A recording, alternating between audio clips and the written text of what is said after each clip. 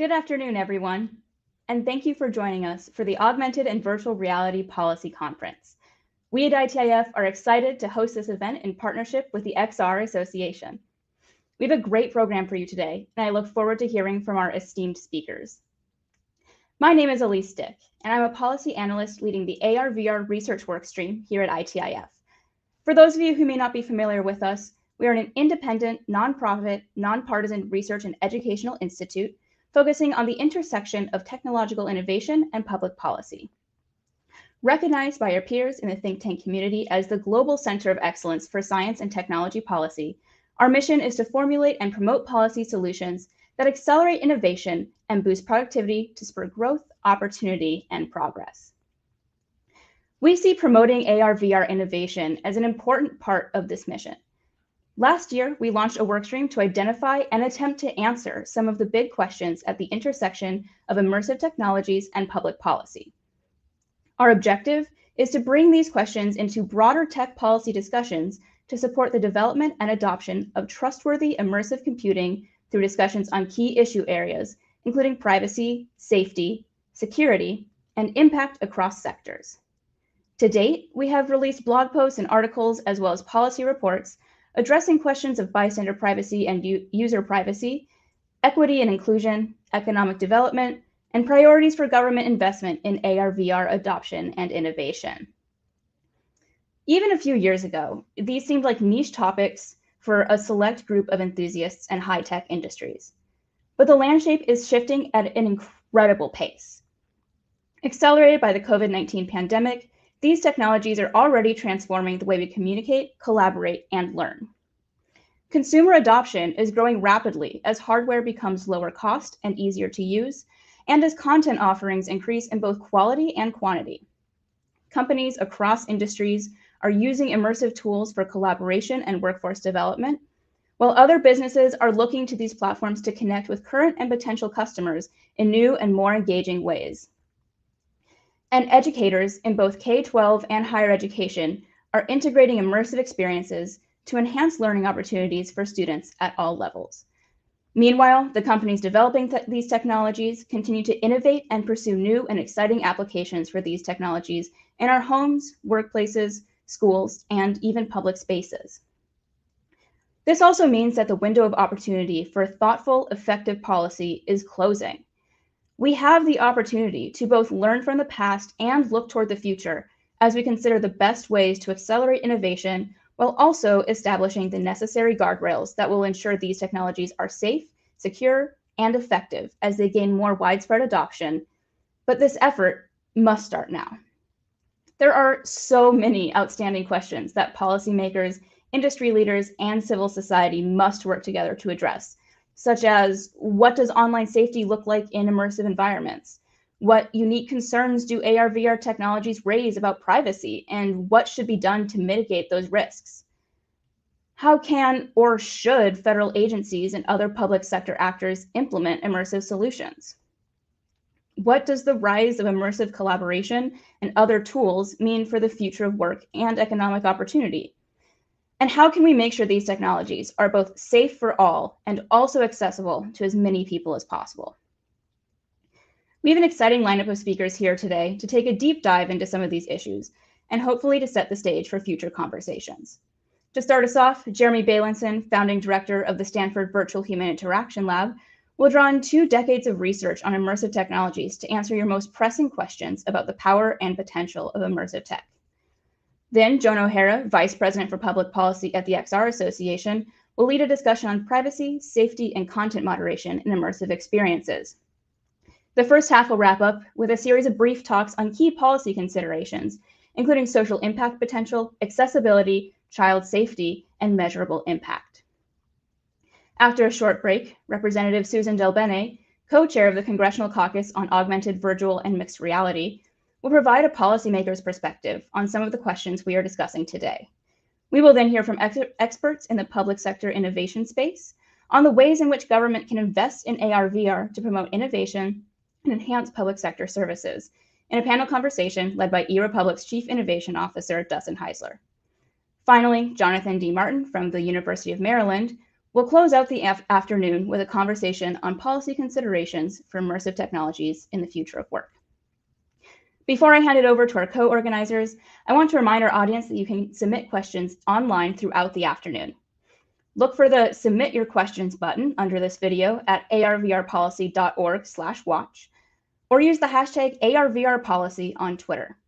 Panelists will answer audience questions at the end of each session. And now I'd like to pass it over to Elizabeth Hyman, President and CEO of the XR Association. Elise, thanks. It's so great to join you today. And really, we're so excited to partner with the entire ITIF team. This is such an important conference. And for so many years, I know ITIF to be really the gold standard for innovation policy and thought leadership. The XR Association is a nonprofit industry trade association. We represent the broad ecosystem of the XR industry. And in our relatively young existence, we have sought to produce quality information, perspectives, and best practices specifically for the XR industry and where we're headed. XRA and its member companies are deeply committed to the responsible development of what we believe is a transformative set of technologies. There's no doubt in my mind that we're at an exciting point in time where we can now more fully understand the exceptional uses and applications of augmented, mixed, and virtual reality. It's great to see so many people use this technology for fun and entertainment and expanding the universe of what is possible. But we're also seeing in the enterprise space how these technologies do so many things, building on some of the examples that Elise started to share with you. We're seeing how it's delivering worker training in a more realistic and engaging way with presence. It's allowing nurses and doctors to practice medical procedures without putting patients at risk. I've seen some immersive simulations for firefighters so that they are prepared to take on the real and high-risk environments that they work in, but perhaps do it a little bit more safely. And using augmented and mixed reality solutions, it's not only conceivable, but we're already seeing that technicians in the field installing broadband cable or wind turbines, that these technicians can now have expert input and guidance in real time, which is really exciting. And manufacturers can produce sophisticated products with fewer errors and in less time. So lots of great things that are happening that we can see that are tangible. And we've done some market research that suggests that various decision makers in sectors across the economy intend to invest more in XR solutions in the coming years. And the XR Association has been really busy sharing many of these examples with policymakers so that they're aware of how the technology works, and what policy implications may arise. We worked hard, for example, and really are truly grateful that immersive technologies were added to the list of key emerging technologies outlined in the U.S. Innovation and Competition Act, an important piece of legislation that is pending now. It passed the Senate. We hope it'll pass in the House. And it's one sign that XR has a growing and important place in the minds of legislators when it comes to innovation and global competitiveness. That's just one example. We want to continue to have these opportunities to raise the profile of the technology. But as we are on the cusp of broad adoption, as Elise pointed out, we must also use this time wisely to look at how the technology impacts people in real ways and continue to develop frameworks that ensure innovation, but they ensure that XR is safe, inclusive, and respectful of consumers. That's why I'm thrilled to be part of this conference. The lineup is terrific. I just had the pleasure of being in the green room ahead of the event, and I already learned so much just from that quick conversation, and I expect I will learn quite a bit more from our assembled experts. And this conference comes at a particularly important time. We probably all have been following the conversations of late about how augmented, virtual, and mixed reality technologies will look and operate in the future. Are they running on our existing internet? Is there a new digital layer to the internet to accommodate spatial and immersive technologies? What will this mean for things like data governance, privacy, access, equity, so much more? And until some of these foundational questions are answered, there will be uncertainty about how we define the future of XR. And that's why the XR Association is announcing today that we're forming the Future of XR Advisory Council. The XRAC, as we've been calling it in the hallway of our office, will be a neutral, independent group of industry experts, academics, civil society, and former government officials convened to imagine the future of XR technology. When we complete recruitment for the XRAC, we will look to formally launch its work early next year. This will be a forum where we can achieve a shared vision, lexicon, and set of values for the future of our industry that everyone can agree to. So with that, again, I want to thank ITIF. We're so excited to partner on this conference. And let me hand it back to Elise. Great. Thank you, Liz. We're looking forward to a great conversation today, and we really appreciate XRA's support in putting this event together. I'm excited to introduce our first speaker of the afternoon, Jeremy Bailenson. Jeremy, thank you so much for joining us today. It's my absolute pleasure. Thank you for having me. Great. For those of you who might not know Jeremy, he is the founding director of the Virtual Human Interaction Lab at Stanford University, where he studies the psychology of virtual and augmented reality. His most recent research focuses on how virtual experiences can transform education, environmental conservation, empathy, and health. He is the recipient of the Dean's Award for Distinguished Teaching at Stanford, and in 2020, IEEE recognized his work with the Virtual and Augmented Reality Technical Achievement Award. He has published more than 200 academic papers and is the author of 2 books, Infinite Reality and Experience on Demand. He has written opinion pieces for a number of publications and has produced or directed 6 VR documentary experiences, which were official selections at the Tribeca Film Festival. So Jeremy has a wide range of experience in this, and he is one of the leading researchers in this space. We're so fortunate to have him, and he has generously offered to share his insight with us today. I'd like to actually open this portion to everyone. You can submit your questions by clicking the button below this video at arvrpolicy.org/watch, or by using hashtag ARVRPolicy on Twitter. Throw your questions for Jeremy, and we will have a great 15 minutes here together. Jeremy, while we're waiting for some questions from our audience, I want to start with a very broad question.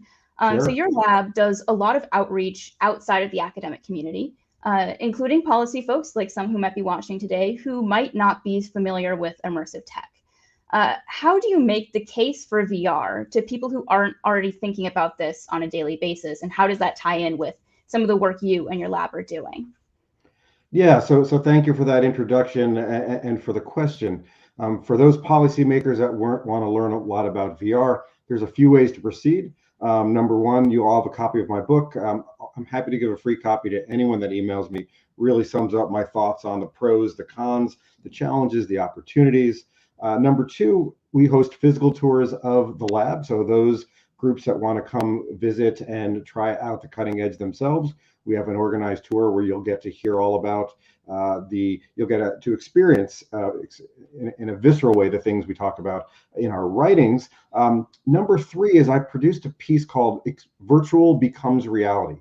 Virtual Becomes Reality. It's free on Steam. You download it and try it out. It's a 20-minute journey where you learn all about the pros and cons of VR, all about the home run use cases, things like training, things like diversity and empathy, communication, other aspects, all in 15 minutes. So if you can go to a place that has VR hardware, you can do Virtual Becomes Reality and just try that out for free. So we have lots of ways that we do outreach. I do think it's critically important for lawmakers and policymakers to start thinking about this. I understand how complicated even Twitter is and social media is, and we're still working through those issues. It doesn't mean we can afford to pause on really understanding the wonderful opportunities, for example, training, and also the tribulations and the things to worry about, the trials that involve the other issues that I know we're going to be talking about later today. Great. I think that's so important. You know, as everyone in this space says, until you put on the headset, it's impossible to understand this technology. So I think your lab is doing great work to really bring people in almost literally to the immersive experience. Yeah. So I have a couple questions coming in already. I think people are excited to ask some of you. One person asks, will VR help reduce Zoom fatigue or create new VR fatigue? So for those who know me for VR, I've also been doing a lot of research, my colleagues and I in the lab on Zoom fatigue, and we've written opinion pieces and academic pieces quantifying Zoom fatigue and understanding how it happens. This question has wonderfully given me opportunity to talk about what we've done for the last 15 weeks at Stanford. So starting in June, Stanford bought us 180 VR headsets, standalone headsets, Oculus Quest 2s, Pico Neo 2s, and my students, 180 of them now, 260 total. We got together in VR for a couple hours a week, now for about 20 weeks. So just to kind of put that in perspective, for the first time in VR's history, what we did is we took a class and hundreds of people going in VR together. Sometimes we'd go on large VR journeys where we'd go visit a place and take a class or build something 100 strong. Sometimes we'd have small group discussions, 5 or 6 people, standing around. And what VR does that Zoom does not is it brings back the diagnosticity of nonverbal behavior. On Zoom, if you look to the left, you're probably looking at the gardener, or you're looking at your child who walked in. In VR, when person A looks at person B, person C actually understands the direction of that gaze. And so one of the reasons you get Zoom fatigue is you get smothered with these nonverbal cues, these head movements, these eye movements that aren't diagnostic. In VR, it brings it back. So one of the things we've discovered now, we now have over 100,000 shared minutes of Stanford students together in VR. We're using the Engage platform to network our students together. And we have learned a ridiculous amount of what VR does wonderfully and things we need to improve on. But one of the home run aspects of this network communication is all of a sudden you now, in addition to feeling like you're with people, the nonverbal gestures have meaning. Great. I think you've done some great work on this. People should definitely check out the work you've done on Zoom fatigue and VR. I think it's really interesting. A question that is related to another thing I know you've done a lot of work on. Someone asks, what are the potentials of XR for contributing to broader empathy, connecting to people not in your community or in group? Can you tell us a bit about your research in that space? Yeah, thanks for the question. So chapter 3 in my book is called Walking in the Shoes of Another, and it really summarizes my thoughts on it. Again, I'm not trying to sell books. I'll give anybody a free copy. VR is not a magic tool where you put on the medium and all of a sudden racism and sexism goes away, ageism, all the types of prejudice we're going to think about. However, what VR does is it gives you an experience, a very intense experience where you can be in a situation that you wouldn't be in otherwise. We've done studies in my lab where we change your skin color, we change your gender, we change your age, and we have you go through an experience, and that experience lets you see things a bit in a different light. Now, there's probably been close to 80 or 90 studies in the history of VR and empathy right now, and some show that VR outperforms other media, some shows that there's not as big a difference. It's really important to put this in context. Some people ask me, Jeremy, will VR cause empathy? And I say the answer to that is, you would never ask that question about the medium of video or the written word. It's really about what you do with it. And so what we've been doing in the lab is really working with specialists in areas of race, in areas of diversity training, and building simulations that, from the top-down pedagogical standpoint, are designed to teach you about yourself and others that you wouldn't know otherwise. We have a few on our lab that are free to download. One is called Thousand Cut Journey, led by Courtney Cogburn, who studies race and health. This is about Black-white racism, and you can download that for free. We've got one called Becoming Homeless, where you enter the life of a homeless person and you learn the situational aspects, the situational causes that can lead to homelessness. It's not always about, for example, mental illness or drug addiction. It can be about the situation, and it's really designed to show that. And if you go to my lab's webpage, we have a downloads tab, and all these are free to download. But please do read the work on it. VR is not a magic bullet. It doesn't solve prejudice. It just gives you a tool to change the conversation. That's great. And I think when we wrap up here, I'll make sure that you share where everyone can find this information and possibly contact you in your lab. Yeah. So a question here that is quite timely. Someone asks, Congress is always worried about tech and kids. Anything it needs to worry about with VR AR? And we are going to cover this a little bit later, but I'd love to get your thoughts on it as well. Yeah, I know you're talking about this, and Jackie Bailey's done more work than anyone on this. She's a professor at the University of Texas, and her work, both at Stanford and at Texas. The good news is that if you put kids in VR, thus far it doesn't hurt their eyes. It doesn't have them. They don't get nightmares. The That being said, the research on kids in VR have been putting them in, for example, we did a project with Sesame Workshop where they're meeting Grover and Elmo, and we keep them in for about 5 or 10 minutes while their parents are close. So my advice to policymakers is try out VR. You can come to our lab. There's lots of places in DC to do it. We were recently hosting 200 members of Congress to the lab a couple weeks ago. So we're up and running during COVID. Try it out. Number two, there's a report we wrote for Common Sense Media that summarizes a lot of what we know. It's a couple years out to date, but there hasn't been too much learned. The three is, just be slow and careful. I've got two kids, a 10 and a 7-year-old. They've probably used VR for a total in their lives of about 90 minutes, maybe 2 hours total over the entirety of their lives. They did help me debug virtual becomes reality during COVID. But I never kept them in for more than 3 or 4 minutes at a time. I'm always with them. And that's, as a parent, that's how I handle that. The research is still yet to come. So this amazing group of scholars and policymakers that you've brought together today, one great area for future research is understanding more about kids. Great. Yeah, these are all great reports. I've read all of them. I can recommend them to everyone. If you want to learn about where we're at, just in terms of the research, there's definitely a long way to go, but there's been some great work done. Someone asked, what's the biggest moonshot for VR, and what's the expected killer app for VR in business and government? Yeah, so thanks for that question. So I've co-founded a company called Striver, and I co-founded this in 2013. It began training college quarterbacks. It began training the Stanford football team quarterbacks how to put on the goggles, look around, recognize the defense, quickly make a decision whether you're going to change the play. And quickly that migrated from just sports. We did all sorts of sports, NBA, US skiing team, German national soccer team. So we were training in sports. In 2016, we met with the head of training for Walmart, who said, what you're doing on the field, which is look around you, recognize a pattern, make a decision about that pattern and tell others about it, is what every Walmart employee has done every day. So the answer of the killer app is training. It's always been training. Training is how VR began in 1929 with the first flight simulator. The US military has funded most of the tech development of VR with training soldiers. What Striver has done is changed the way that companies train employees, whether that's training a culture. For example, Sprouts uses it to onboard new employees to understand how Sprouts should feel as a farmer's market. Walmart uses it from everything ranging from, how do you use this new pickup tower to how do you train when an active shooter comes into the Walmart. And I will tell you, you talk about a moonshot. It is a horrible thing to say as a moonshot. When you do training in VR for an active shooter coming into a store, as intense and brutal an experience as it is, when you take those goggles off, you say to yourself, can you imagine anyone ever trained for this horrific event in any other way? Imagine reading that from a PowerPoint, and then imagine doing that with a spatial virtual simulation. And a data point on this, the horrific event that occurred in El Paso with the active shooter, a number of employees working that day had actually used Striver's VR training simulation. The CEO of Walmart is very quick to indicate that lives were saved because decisions were made quicker because they'd already trained for this in VR. And that's,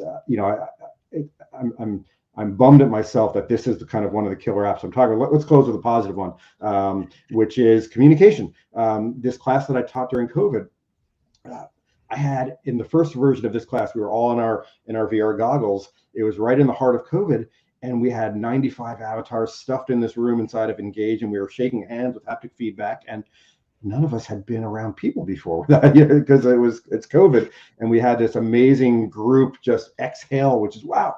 I'm with people now and I'm shaking hands. And so this idea for people that can't be together, having them, the chapter 7 of my book is called Putting the Social Back in the Network. And the problem with most apps for communication is you're not using the natural nonverbal facilities. VR brings that back. Yeah, I mean, we're going to talk a lot about communication and training in our panels later today. We have a whole panel on workforce applications, so I think that'll be great. Yeah. So we're already coming up on time. 15 minutes is not enough time with you, Jeremy. To close out, I would just love to hear, what are the top 3 things that you think policymakers should be keeping top of mind when they're thinking about these technologies? And also, how can people contact you and, get more involved in the work that you're doing at your lab? Okay, so top three things to think about. First is there's a big buzzword that's been thrown around for the last couple of days, which is metaverse. If people want to understand the metaverse, what this means is simply networked avatars in VR. So read chapter 7 of my last book, Putting the Social Back in the Network. Go to my lab's webpage under publications. We've got a tab called Social Interaction. Read all about that. And in a couple days, we're going to release a big news report about this summer class, which was small groups networked in the metaverse for 10 weeks at a time and showing the changes that happen over time in collaboration. So the metaverse, don't get scared by the word. Come look at the people that do the work. We have some information for you. Number two, I know you're talking about privacy. I'll just put an underline on that: privacy, privacy, privacy. And number three is, I know you have a panel on training, but the one app of VR that has scaled truly is training. So 1 million Walmart employees last year. Striver, we're putting VR in 4,300 Bank of America centers in the next few months, where every employee gets trained, every Bank of America employee, to make VR work at scale, and thinking about that, because we know there's epic wins in VR. And so how do you have the infrastructure to allow to have it succeed at scale? On contact info, the lab's Twitter feed is Stanford VR, at Stanford VR. That's where you get new stuff. The lab's website is stanfordvr.com. That's where you can find everything, including our content and old stuff. My contact info is my last name at Gmail, Valentin@gmail. So thank you for having me. Thanks for doing this. I'm really thrilled you guys are putting this together, and keep up the great work, everybody. Thank you, Jeremy. This was great. Thank you for popping in for 15 minutes and really getting us started. Yes, thank you. We have a great program lined up for today, plenty more sessions. We're going to take a few minutes break here, and then our next panel will be coming right in. Thanks again, Jeremy.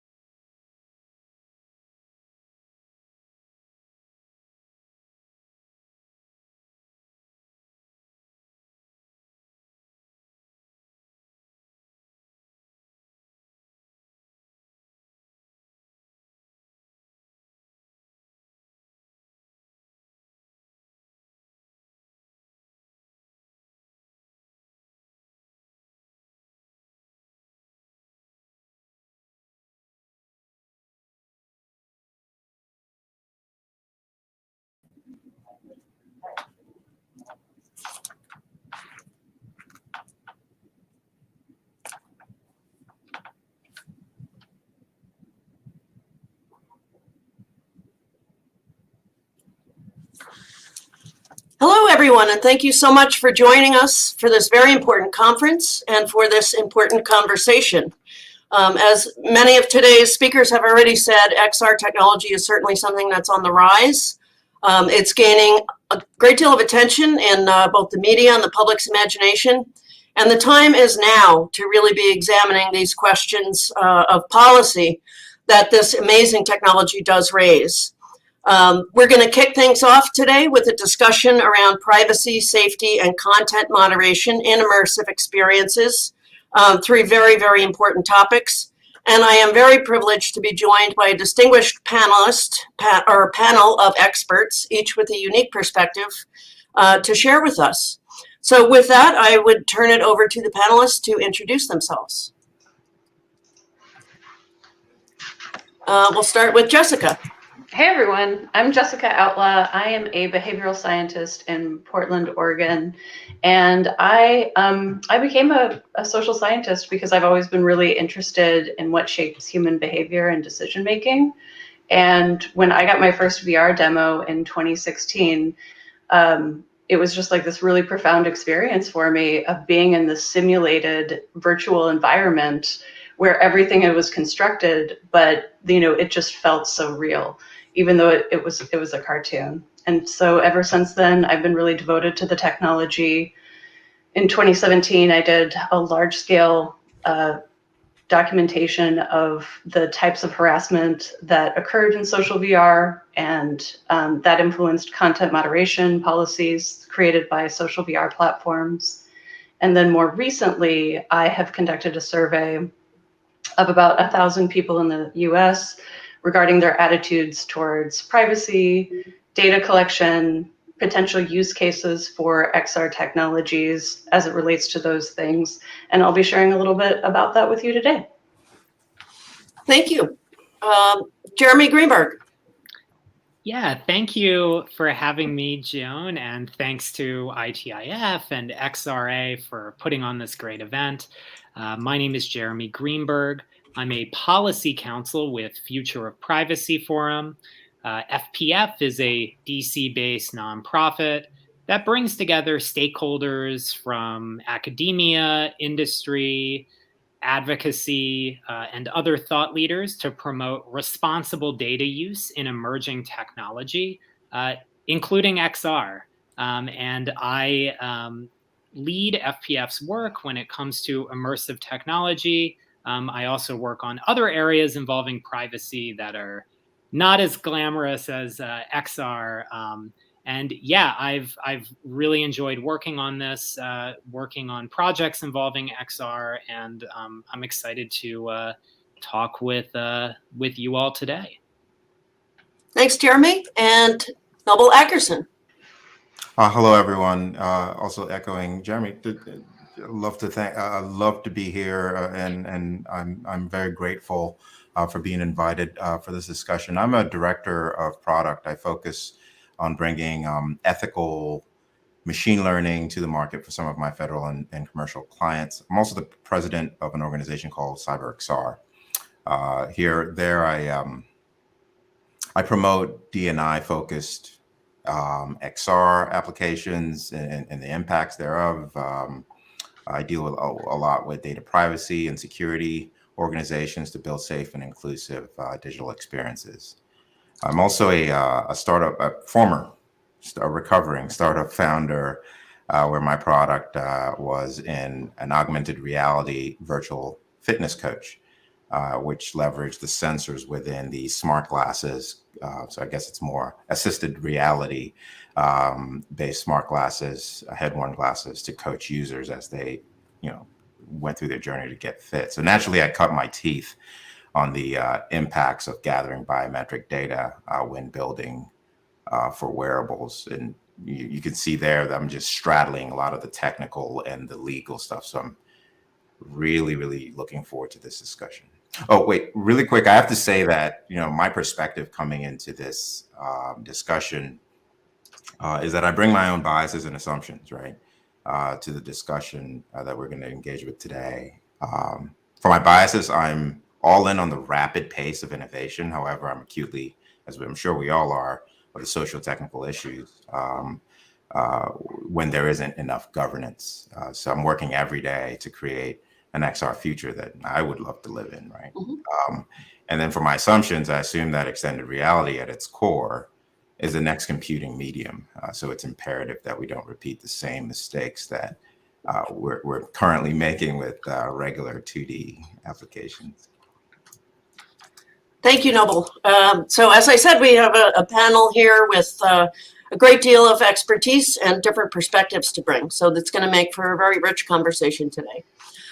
Just to start things off, I was hoping you could each tell us a little bit about your vision for the future of XR. As I said, in the opening remarks, we've seen a much broader adoption in recent years, with XR technology being used not only for entertainment and personal use, but also at enterprise scale. So it is starting to be something that is familiar to people, virtual and augmented reality. But as Noble just mentioned, too, we're looking at potentially the next major computing platform. So the future for XR is probably going to be far expanded from what we're experiencing now. And I was hoping you could share your thoughts on that. Yeah, I think when I imagine like what is the future going to be like, I don't think it will look just one particular way. Like it seems like right now XR seems to be its own silo. But in the future, I imagine that every single industry, every single area of life will just have an XR component built into it. So inside of education, like kids will just have like an XR component to each of their curriculum. When I learned that one of the biggest use cases for augmented reality is around elevator repair, I became a little bit more humble about my own ability to predict like how this technology would be used or who is going to use it. Yeah, and I would agree with what Jessica said. Folks talk today about XR as being this kind of specific siloed thing, but we're already seeing it touch all of these different sectors, whether it's healthcare, education, industry, gaming, entertainment. And the way in which folks might talk about this technology in the future is how we talk about the internet today. You have terms thrown out like the metaverse, and there's all sorts of debate about what that is or if that's the right term. But really, we might just refer to this as the internet or online. And it seems like, yeah, this technology it's increasingly being integrated into all of these sectors. There's a lot of enthusiasm, and it doesn't seem like that's going to be slowing down anytime soon. Yeah, and my thought there is, how far into the future? It's super hard to predict any of these things. We always overestimate what's in front of us and underestimate what's possible further down the line. But one common trend, I think, is sort of mid to long term. I do anticipate what we currently have right now. If you just sort of peek at Gartner's hype cycle of emerging tech, so many different technologies I feel will come together over time. Some will fail. And the more useful ones, such as that sort of address some of the concerns, social technical concerns like, privacy, trust, and ethics. I see a lot of sort of that confluence coming together of decentralized identity, distributed ledger, and different technologies sort of coming together and finding a place and sort of built, with a market empowered by and fueled by a market behind it. But it's very hard to tell. It's going to be something that comes out of nowhere, maybe, or it may be the current companies to sort of just set the stage. Yeah, well, thank you all for your thoughts. I think even though we all maybe have a slightly different take on things, we agree that it is a technology that's here to stay and will probably be playing an increasing role in our lives, whether that's on a personal level or at work, in workforce training and development, helping workers to adopt new skills, especially as the economy is evolving in recent years. regardless of what the technology is going to look like, we can speculate. We don't know exactly how this potentially this major new computing platform will look. But I think one of the concerns that is across the board is the use of biometric data. So in order for this technology to work, certain information about a person needs to be collected. And that's just at the most basic level. So for example, with virtual reality, eye tracking is necessary. When you look to the left in your headset, move your head to the left, you're going to see a scene that's on the left as if you were in the physical space. So there's just a sort of a baseline threshold of information that does need to be collected about the user to make the experience work. But this raises unique challenges. So we're already, as you mentioned, Noble, we're already dealing with challenges in 2 dimensions with respect to data and privacy. But this sort of ups the ante a bit when we combine that with information about a person's physiology, potentially, and very personal aspects of who they are. Some have raised the notion of mental privacy and algorithms being able to potentially predict what your interests are, what your thoughts are. And this all sounds very dystopian, of course, and we are having important conversations like this now to ensure that that's not the kind of future we're looking at. I know from my perspective with the XR Association that our member companies are very committed to making sure that we do get this policy right, and they've been engaged in these types of conversations for a while now. That level of trust needs to be there with the user, and it's just the right thing to do to make sure that we're protecting people's privacy.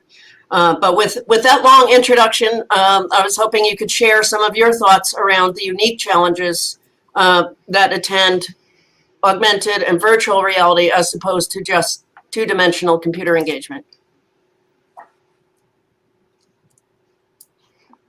Yeah, I think you gave some great, you laid a great foundation for us, Jones, for that. So thank you. I think one, at the most basic level, it's about what is real. And, if you're going to have technology mediating your experience of the world or of your social interactions, there just becomes this possibility that your reality can be manipulated. So if the data that's collected about you from your eye gaze or your pupil dilation is then fed into a larger profile about you, so that way, the psychographic profile could be used to predict your likes. I think it just becomes a question of do we just go in deeper and deeper into into more extreme filter bubbles, and to what extent do we have real transparency around the choices that are being that we're seeing? I think there's this other level at which if you're walking around just your street with are you going to choose particular layers at which you see your street? Are you going to be able to access, if let's just say there's a pizza parlor in your neighborhood, is it possible for there to be graffiti on the exterior of that pizza parlor? Is it going to be something where you don't want to see it as a pizza parlor? Is it going to be you're going to see it as something else instead? Could a hacker potentially make it look like the pizza parlor is always closed, even though it's always open? There's all of these different ways in which it's important to know who has access to the data, how long are they storing the data for. I'm a big proponent of verifiable audit trails, so that way people can at least have a sense of what data is being used and what is it being used for. And yeah, but I would say our very experience of reality at a day-to-day life is at stake. Mm-hmm. That's a very interesting way to look at it, about potentially manipulating your reality. I think along those lines, for a long time, privacy has the threshold test has been a person's expectation of privacy. In our digital age and with ubiquitous social media, with everyone constantly carrying around basically a video recorder and a camera, times are certainly changing where we have GPS on our phones, etc. Do you think that these technical changes have been significant enough to actually change what privacy means to people? And is that a factor in this discussion? Yeah, I definitely think so. It's when folks talk about the expectation of privacy or reasonable expectation of privacy, there's sort of like a legal component, like what does that mean? We have case law based on that concept, but in terms of the way I think most folks think about this, it's not a legal thing. It's their personal expectation. And yeah, as you noted, Joan, we have so many more devices and recorders and just cameras in public. And I think on some level, folks they're more accustomed to shooting video, to recording, to using these devices. But there's definitely an awareness that there are more cameras. There is more data being recorded for various purposes, and folks seem to be more concerned about their privacy than ever. Yes, this technology continues to develop. Folks are adopting it for many purposes, but the concern is there. From the awareness, I think that there are so many more devices out there recording data because of various privacy controversies over the years, data breaches, other incidents. I think that folks are concerned about their privacy, and I think that very much colors kind of their expectation. I think that folks, I think they expect that their privacy maybe is being compromised potentially by some of these companies, devices, government, whatever it may be. So yeah, I think it's definitely shifted in just the last few years even.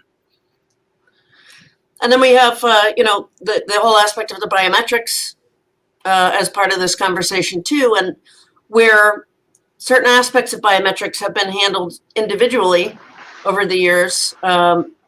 Collecting a much wider, casting a wider net in order to make these technologies work, I think raises some different questions. We're working here in the United States to try and develop a national privacy law. That effort has been underway for a while, more than one Congress. It seems like other things sort of get to the front of the line in terms of urgency. But certainly this continues to be a part of the conversation among lawmakers. But we're not. The United States is admittedly not ahead of the game here. There are other countries, especially in Europe. What the EU has done with privacy law. Can you speak a little bit about any laws that you may have seen in other countries or abroad that may serve as an example or potentially a contrast to what we would be doing here in the US? Yeah, as you noted, Joan, Europe is very much ahead of the game when it comes to privacy regulation, GDPR being the big comprehensive privacy regime. But you also have other countries as well, other notable approaches. Brazil has a very notable comprehensive privacy law, Japan. You also have, other than these comprehensive laws, you have some more sector-specific or even tech-specific approaches. So in Europe, we have the draft EU AI regulation that's been released that takes a sort of risk-based approach when it comes to this technology. Heightened risk means additional requirements or rights over data. And then you even have really unique approaches looking at mental privacy. In Chile right now, there is a constitutional amendment as well as a bill focused on mental privacy. A lot of the focus there relates to neurotech, but I think it really is more broad than that when we talk about mental privacy and the ability to make inferences about a person using this tech, about their psychology, their likes, their dislikes. So we have a lot of different approaches to pull from. Yeah, and I think when it comes to the debate here in the US, it would make sense for this a comprehensive privacy law to maybe be tech agnostic, so that it can be impactful in the future. We don't know where this is going, but mindful of kind of the path we're on, and definitely thinking about immersive tech when drafting a comprehensive model. Thinking about biometrics in particular and the concerns there. So yeah, I think there's a lot to draw from internationally, and I think it makes sense for smart folks to come together, discuss these matters, and see what fits in the U.S.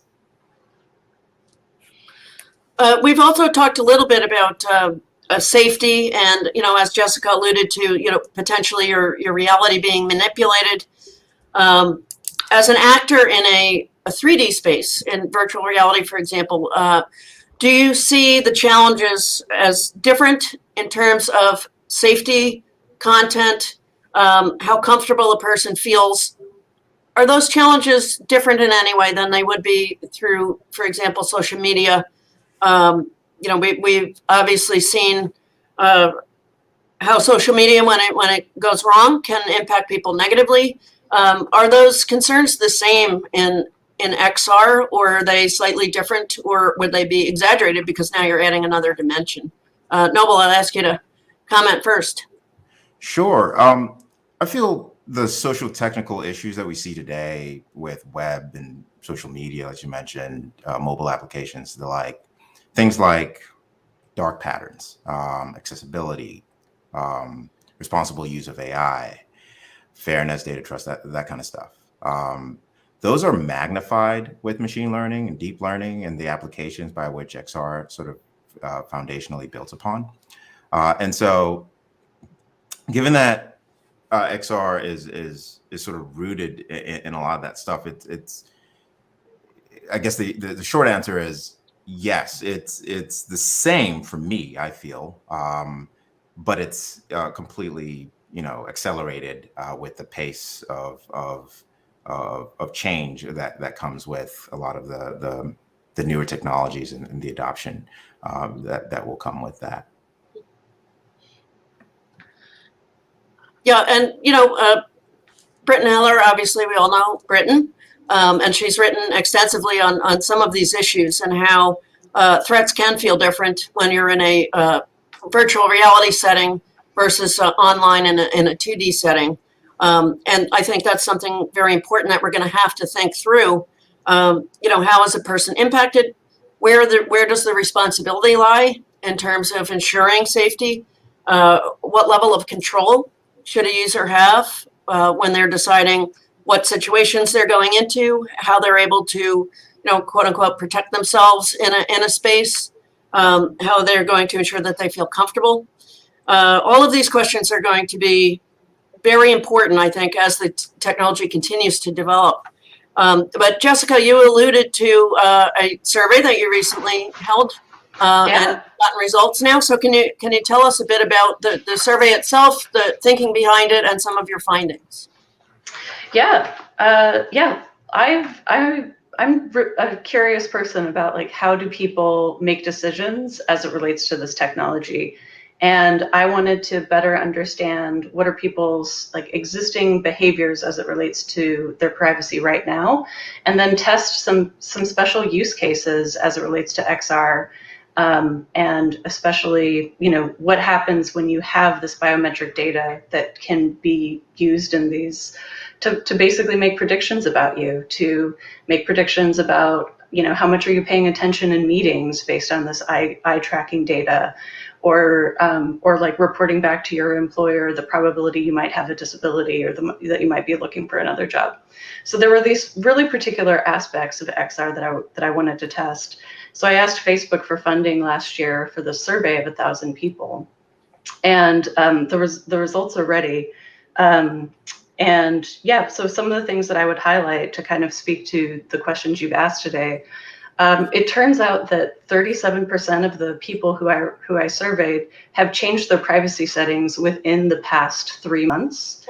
And that to me signals that people are paying attention, and they're in a lot of ways, like, they're just not happy with the default privacy settings that their devices or their apps are coming with. Another thing is that 87% of people in the survey were using some type of service that was for protecting their privacy or privacy or security, and 50% of people were paying for something. So maybe that was a VPN, maybe it was a password manager. There were multiple ways in which people seemed to be tracking, like, what type of data was getting out about them. And then when it came to asking them about their awareness of existing privacy protections, I over-recruited in California. So I had about 200 respondents in California. So that way I could ask them about the 2018 privacy law. And it turned out that only 60% of Californians could identify one of the protections that they had. And so it seemed like, even though this law has been around for 3 years, people really weren't aware that they had these specific protections when it came to understanding it. The other thing is I actually showed that same California question to all of the survey respondents, and people outside of California vastly overestimated the protections that they had. So it was still like around 60% of people outside of California who claimed one of those protections. And my thinking around that, I mean, I would love to do more research to better dig into this, but it seems that people read those protections in the CCPA and were like, yeah, that sounds right. Like, I think I should have, maybe I have one of those. And it seems like people were responding based on what they actually felt, rather than based on their actual knowledge. Huh. That's very telling. What people assume they should have. That's really fascinating. And I would love to hear or see all of the results from this survey. You've just raised so many questions in my mind, but one of them, I think, and I would love to hear everyone's thoughts on this. Where is the breakdown of responsibilities? We've got the user who maybe assumes they have certain protections that maybe they don't. But you mentioned also at the beginning of your overview, Jessica, about people going in and actually changing privacy settings. To what extent does the responsibility fall to the user to be looking out for themselves? Then we have the manufacturers of hardware. To what extent are they responsible to make privacy protection easy and obvious to the user? How they can use the device and manipulate settings to make sure they are safe and their privacy is protected. We have developers. To what extent are they responsible for the content that they provide? That it's age appropriate, that it's something that will provide a social good. And then we have lawmakers who are, working their way through privacy laws, et cetera, and they can get something on the books. But there are all these different players, I think, that come together here. And it's, I think, an important question. Where are we obviously have a collective responsibility, but is there a way to sort of parse it out and distinguish who should be responsible for what aspects of a person's well-being? Yeah, when I think about this issue, and I always think about who has the knowledge, the resources, the bandwidth, and giving consumers, individuals, users, control over their data, what's collected, how it's processed, how it's shared, how long it's retained, all of these things. I think that's really important for users to have that control. But as Jessica noted, users might not have that transparency. They might not understand what rights they actually have over their data. Mm-hmm. And even if they do, it's their responsibility. They have to take some sort of affirmative action.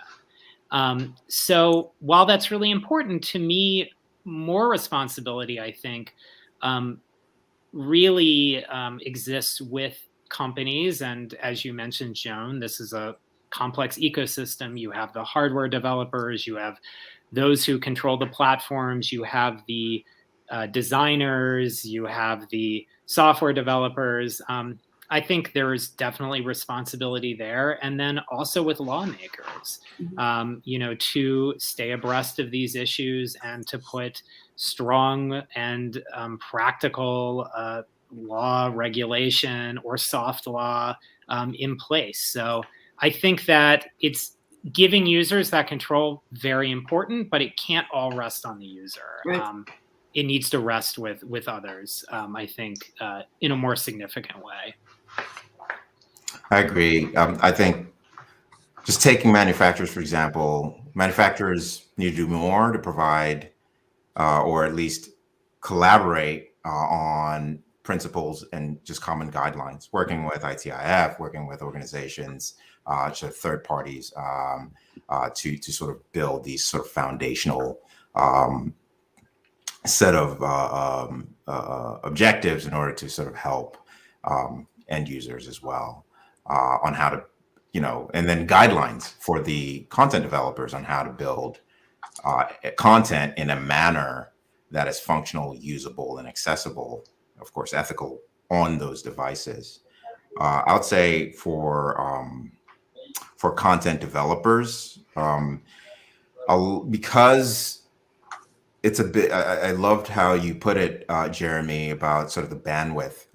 Users care about their privacy based on Jessica's research. However, we may not have the bandwidth to tackle it. So I think the responsibility for content developers is to provide the right context, just inform, make that in GDPR parlance, just explain it like as you would a 2 or 5 year old, as to how the data is used, how often it's used, as it cross borders, and and then of course provide easy controls in world, in the in spatial world, or in real life, if there is a sort of third party associated app, for example, with the experience. For lawmakers, I think lawmakers, there's this always tug of war between the pace of innovation, I think I hinted at, and the reactiveness of some of these laws. In some cases with the EU and other nations, there's sort of a little bit more lead time, but lawmakers generally need to continue to have the pulse on the pace of change and move from being reactive to more proactive in policymaking. And then, of course, there's this consumer. I totally agree. We all need to be informed. We all need to be aware and take responsibility for us. But I believe we should also sort of, put our money where our mouth is, and just reward or punish the market with our wallets based on the choices made by the manufacturers and content developers.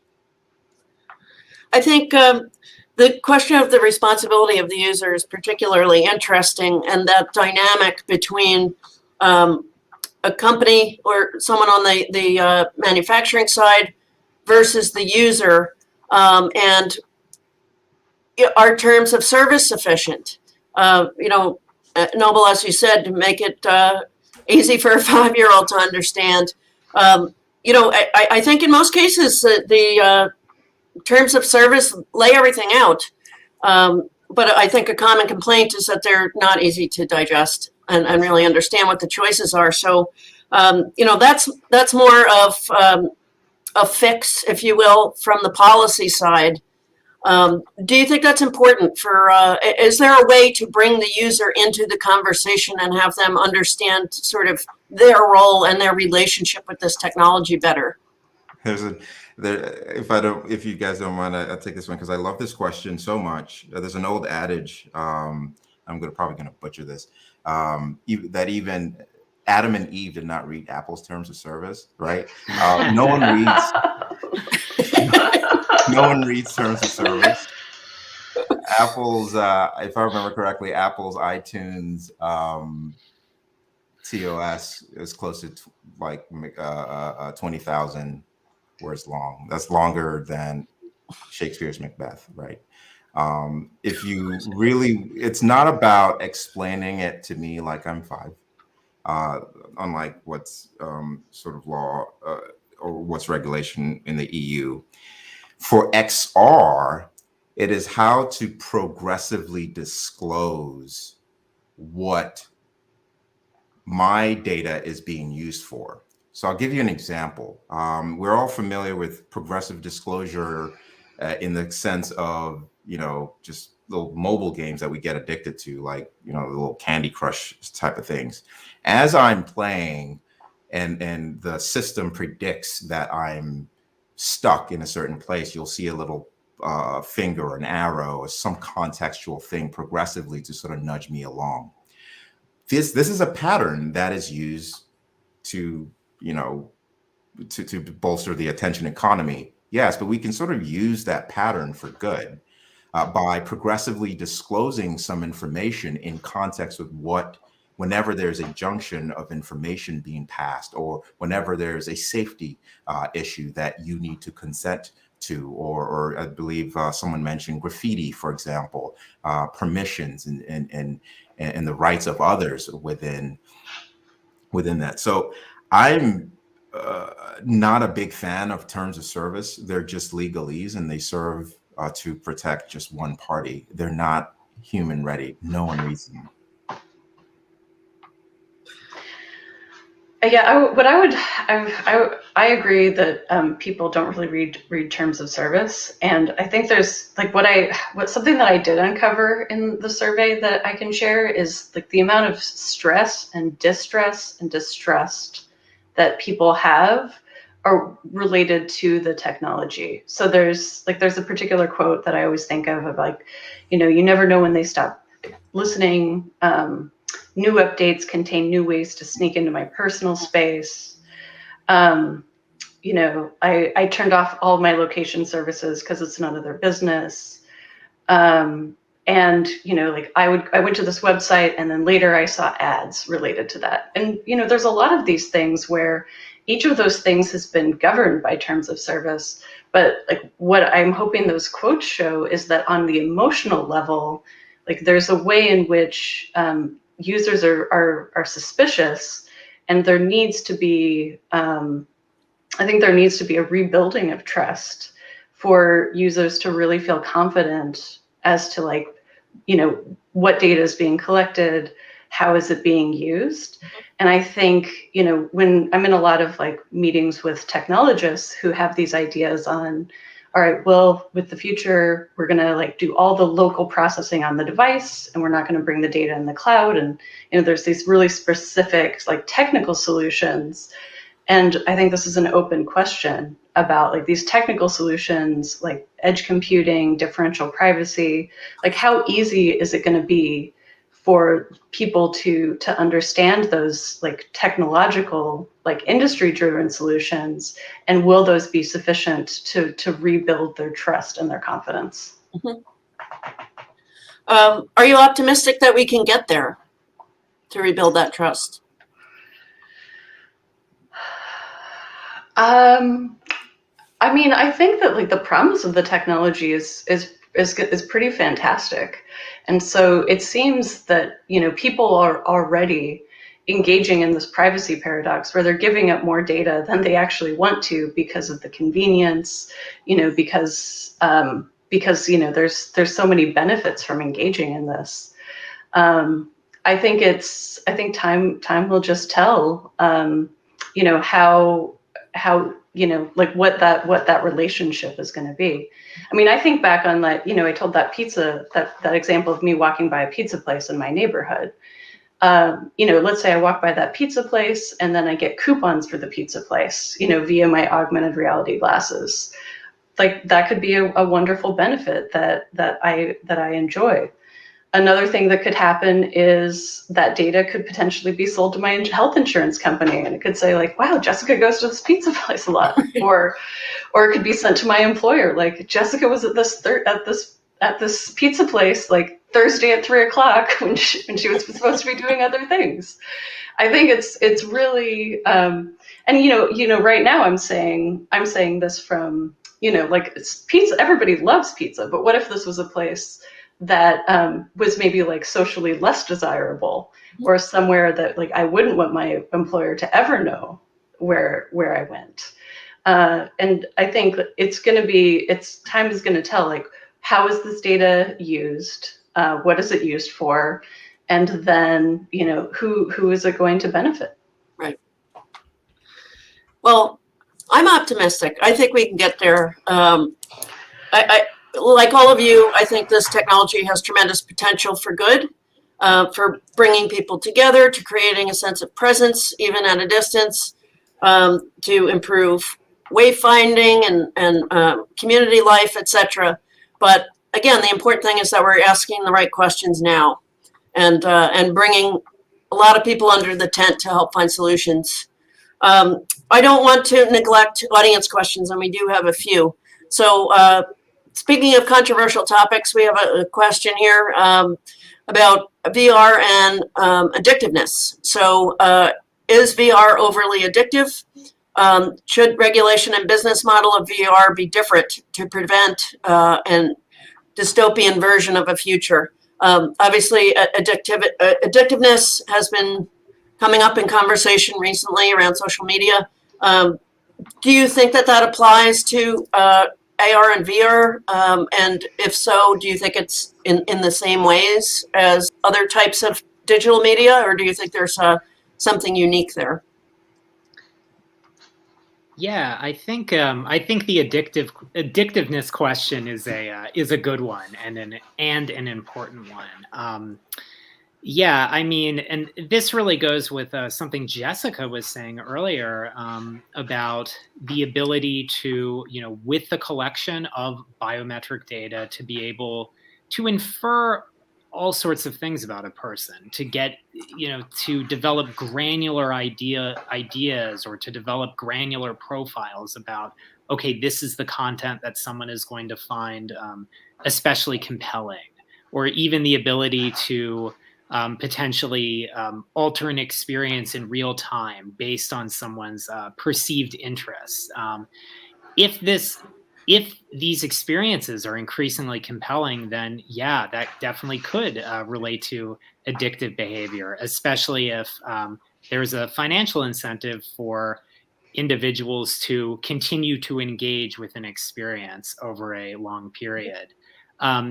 Today with VR, there might be some limits on sort of how long sessions can be based on things like cyber sickness, folks not being comfortable in VR after a certain amount of time. That very much varies individual to individual. It varies across gender lines in many cases. But when we're thinking about this technology in the future, yeah, I think there's definitely potential for something addictive to remain in a virtual world rather than a physical world. That could be something very appealing to folks. And yeah, I think it's really important to ask these questions. And it seems like these issues are prevalent in this space, and even perhaps magnified or increased in this space. Definitely. Well, that will be an interesting issue to tackle in the upcoming months.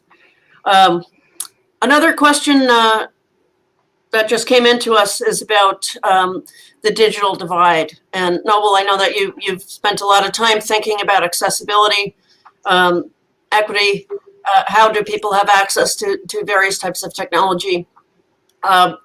If this technology, and we expect that it will, becomes more ubiquitous, is that going to exacerbate a digital divide? I mean, the technology is meant to bring people together.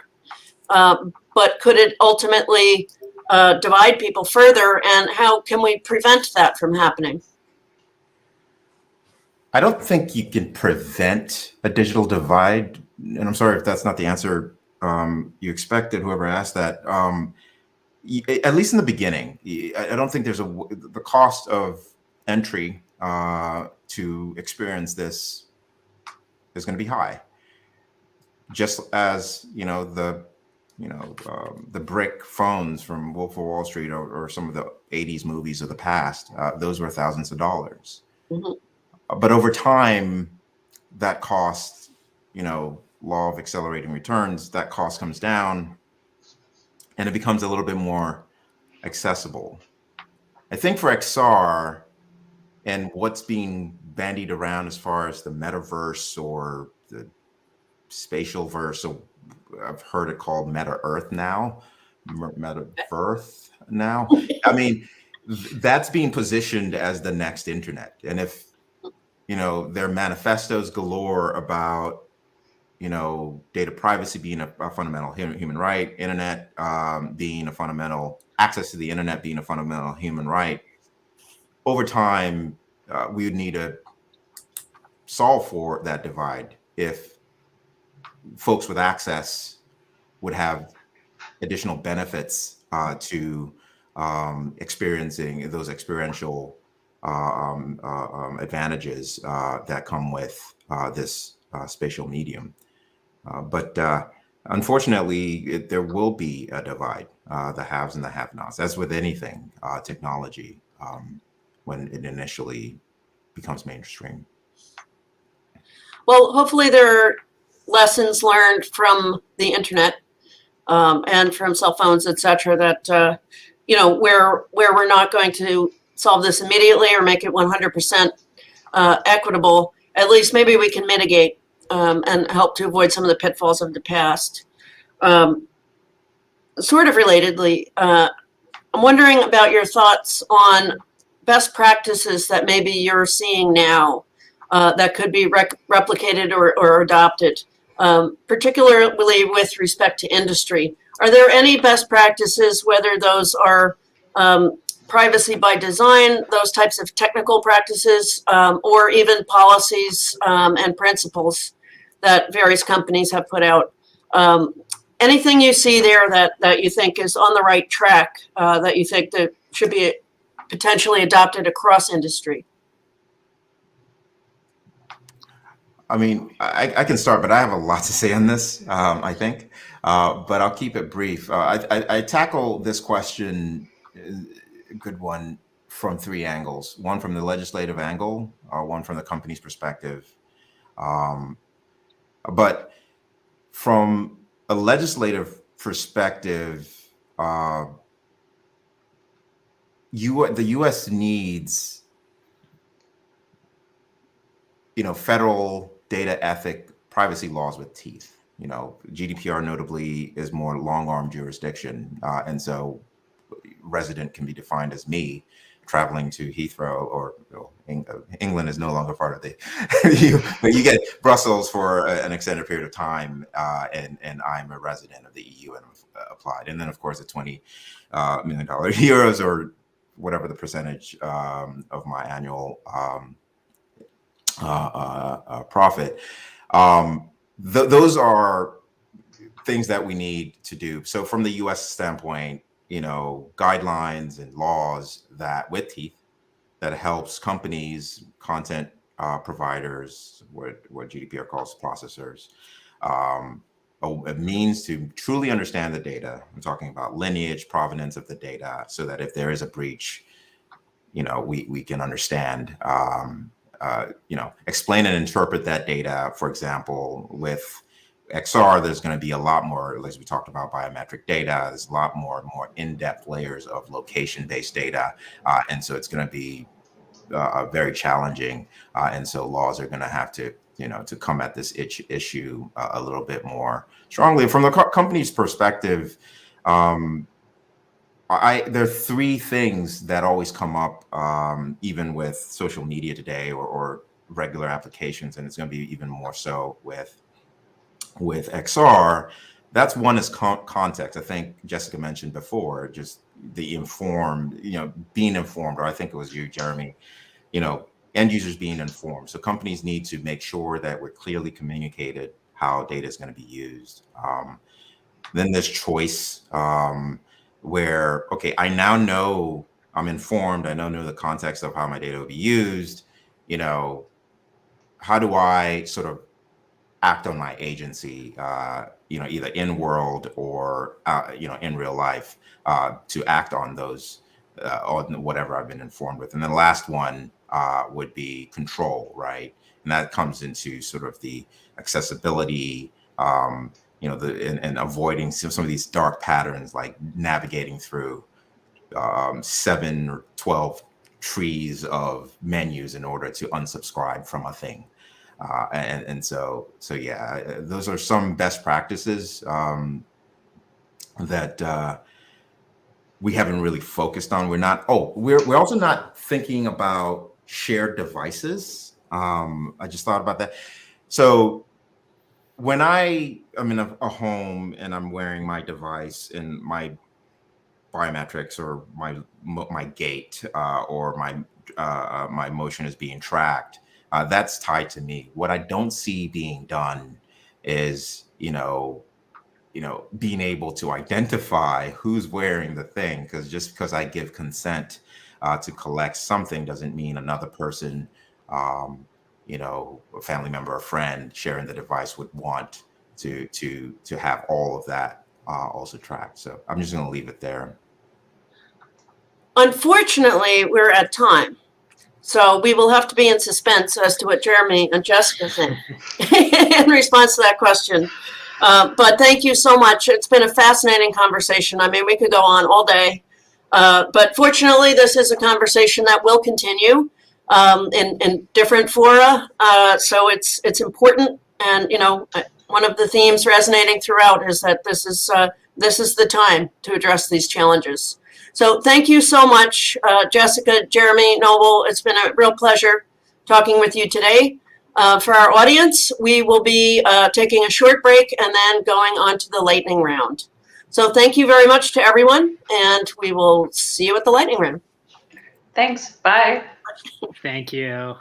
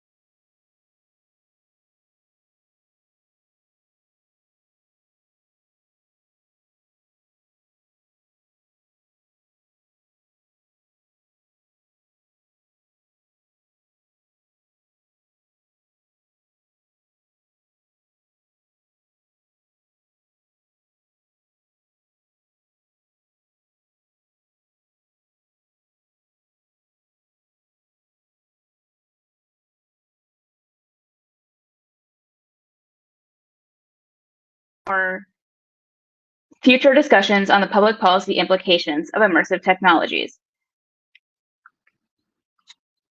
Oh dear, am I? Okay, sorry everyone. After each speaker gives their presentation, we will be opening this session up to questions. So be sure to submit yours at the link below this live stream or using hashtag ARVRPolicy on Twitter. So first up, we have Raul Carvajal, Director of Production and XR for Change at Games for Change, to talk to us about the social impact potential of immersive technologies. Raul, take it away. Hi, everyone. Hope everyone can hear me all right. I just want to give a quick thank you to the ITIF and XRA for inviting me to speak here today. It's really a pleasure to be here with you all. My name is Raul Carvajal. I'm the Director of Production and XR for Change at Games for Change. And it's exciting to be talking to you about a white paper that we produced last November, really as a primer to look at social impact in this immersive technology landscape. So going to try to give a quick overview of what we found. If you could hit next slide, please. So just a quick note about our organization. We've been around since 2004. We're a nonprofit based in New York City. And the mission has always been to elevate the conversation around video games for social impact. That includes games for education, games for healthcare, games that even raise awareness about civic and social issues. And we occupy a relatively unique space. We kind of bring together all of the stakeholders who believe in that mission, and that includes developers, of course, educators, researchers, funders, other nonprofits, and increasingly government entities. In fact, the US State Department is going to be a significant partner of ours in 2022 as we are developing programs to essentially use games as a vehicle for diplomatic exchange in a couple of different regions. So that's super exciting. Next slide, please.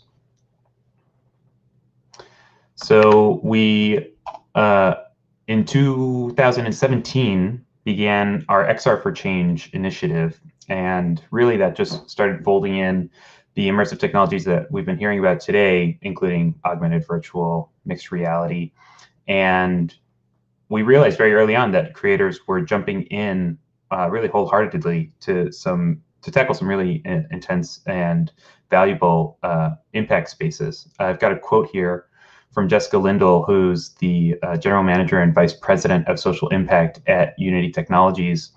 And it totally encapsulates my feelings on this technology. We're seeing such an incredible breadth of topics being tackled in this space, and from a really early stage, as opposed to games, right, which took a very long time for audiences to really help understand whether or not it was capable of being a non-entertainment focused medium. Start tackling some heavier spaces that really translated to social impact in the real world. So part of our goals when we started XR for Change some years ago were to share the lessons of the various creators that we've come in contact with and try to move that needle a bit more broadly for the industry at large. Next slide, please. So to that end, we aim to develop a white paper as a primer, really, for people who had maybe heard about the disruptive technology in XR without necessarily totally understanding how it worked or why it was impactful and what areas it was truly having an impact in. So we received a grant from the New York Council on the Arts to develop this white paper and developed an XR fellowship, where we found the paper's primary researcher and author, Archit Kaushik. And we focused on 3 key areas, which really we were seeing the most significant impact in and the highest potential for growth. Interviewed about 25 creators and featured over 50 XR applications and experiences. And really the paper gets into not only how these technologies and applications are being used and why they're impactful, but also starts speculating a bit on challenges ahead and potential expansion and growth in some of these key sectors. I can't, unfortunately, get into all of our key findings here, given that it's a 40-page paper, but I will totally encourage you all to read it. I've got a couple of key findings listed here that I'd like to go over just to give you a sense of the sorts of stuff you can expect. So in healthcare, right, we're seeing XR applications like XR Health and Icona that are closing the gap between patients and medical practitioners, certainly creating more of an accessible telehealth solution and improving patient experience overall. We're also seeing reduced hospitalization and rehab time with experiences like Neuro Rehab VR. That's a virtual reality platform for physical therapy and neurological rehabilitation. And we're also seeing some really exciting development in drug-free pain management, which is specifically using VR and is increasingly popular. We've got applications featured in the paper like Snow World, which are providing pain management for burn victims in particular, simply by putting them in a snowy canyon environment. And that has led patients to report up to 50% less pain during their treatment, which is super exciting. In education, we're seeing immersive engagement paired with classroom learning in middle and high schoolers that provides more of an experiential transfer of knowledge. We're seeing some applications also that seek to personalize learning and make sure that learners have their needs met from a very high degree of freedom. And for instance, right, I'm talking about a company like Florio, which is creating virtual reality lessons to improve social and behavior skills in kids with autism spectrum disorder.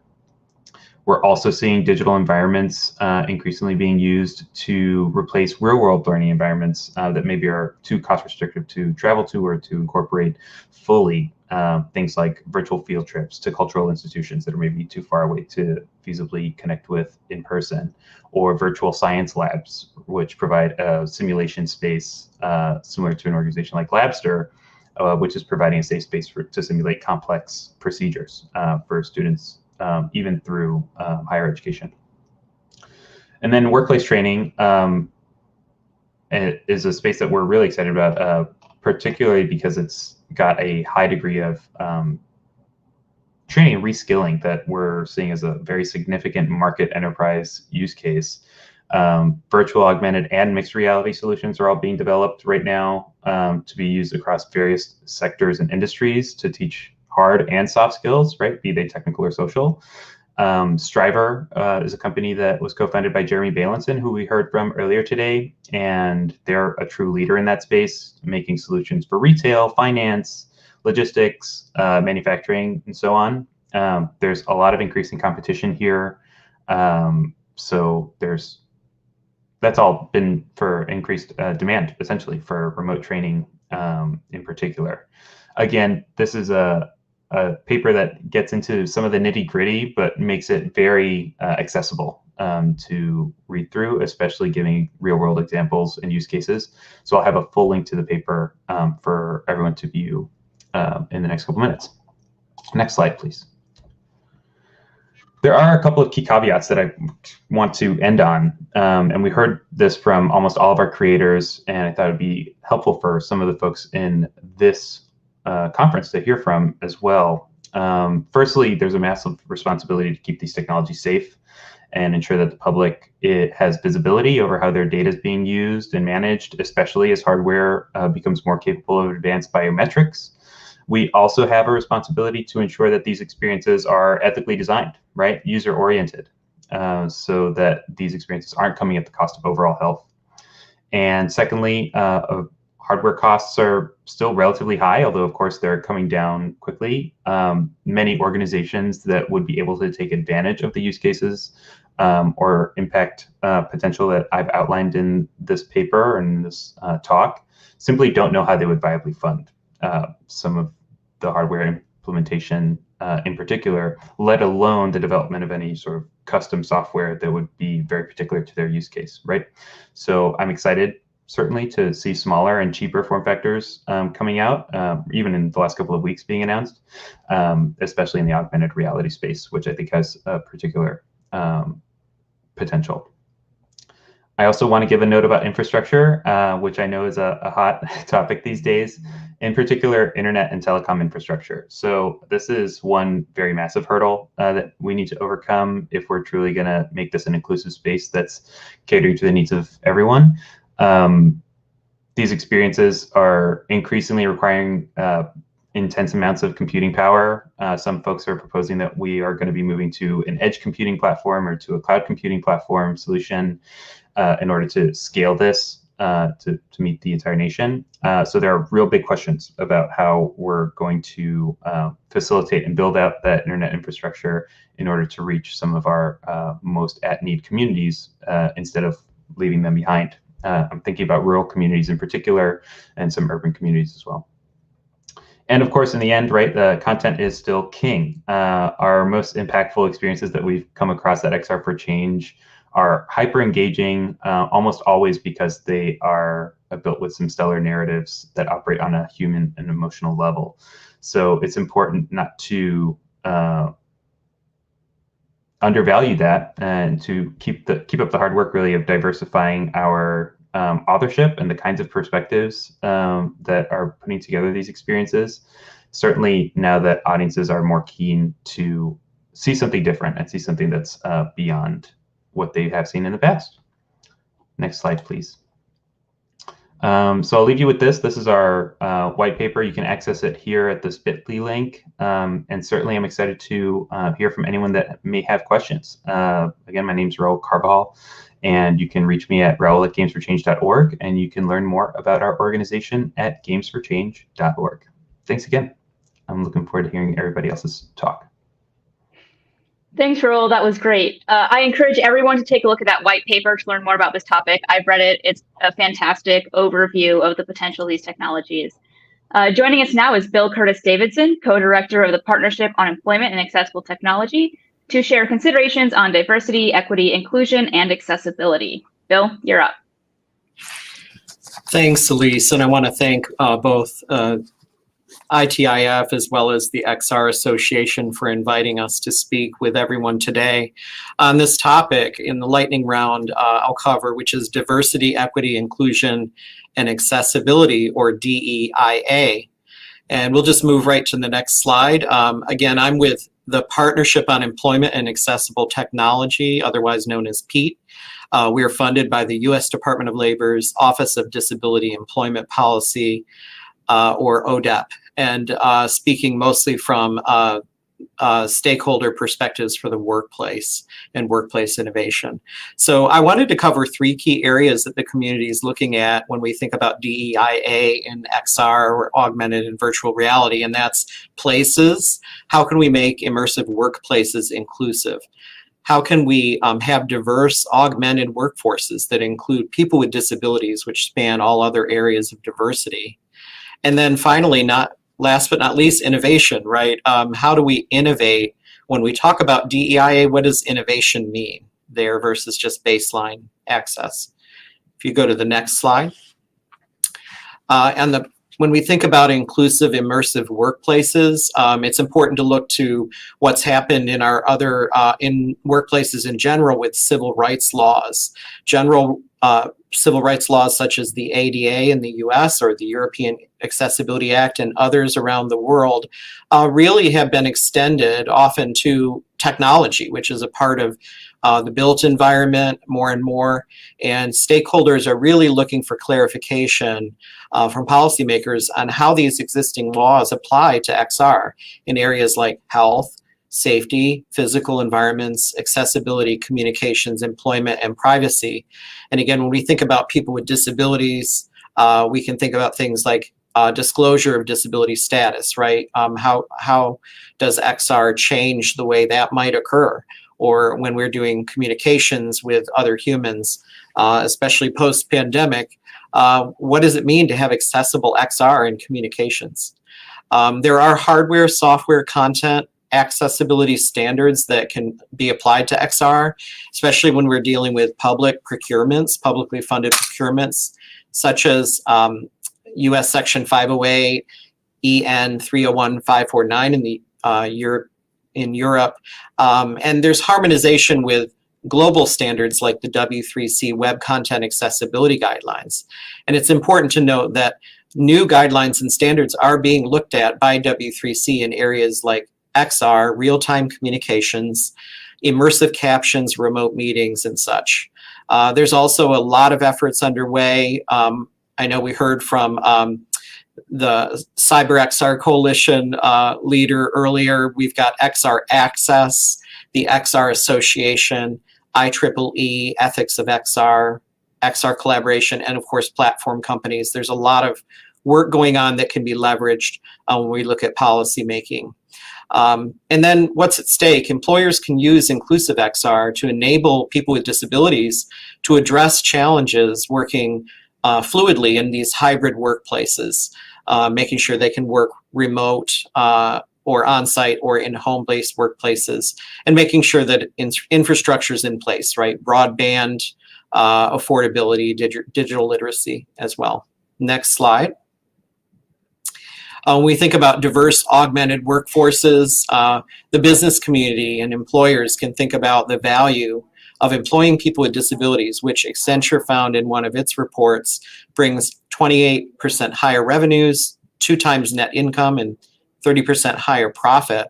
And there's also, as we all know, really increased effort to look at DEIA in the workplace. And we have public and private sector doing this, such as in the public sector in the US, Executive Order 14035 is a great example of this in the federal workforce in the US. We're seeing word that people with disabilities can be looked at as an opportunity population, really looking at the labor shortage and closing the skills gap, hiring people with disabilities, and combining those with unique approaches such as inclusive apprenticeships, and then also working in education to make sure that accessibility and diversity and disability inclusion are a part of education. And what we can see when we look at the diverse augmented workforce is that tools powered by XR can help people with disabilities succeed by experiencing environments, learning new skills, participating in new ways in the workplace.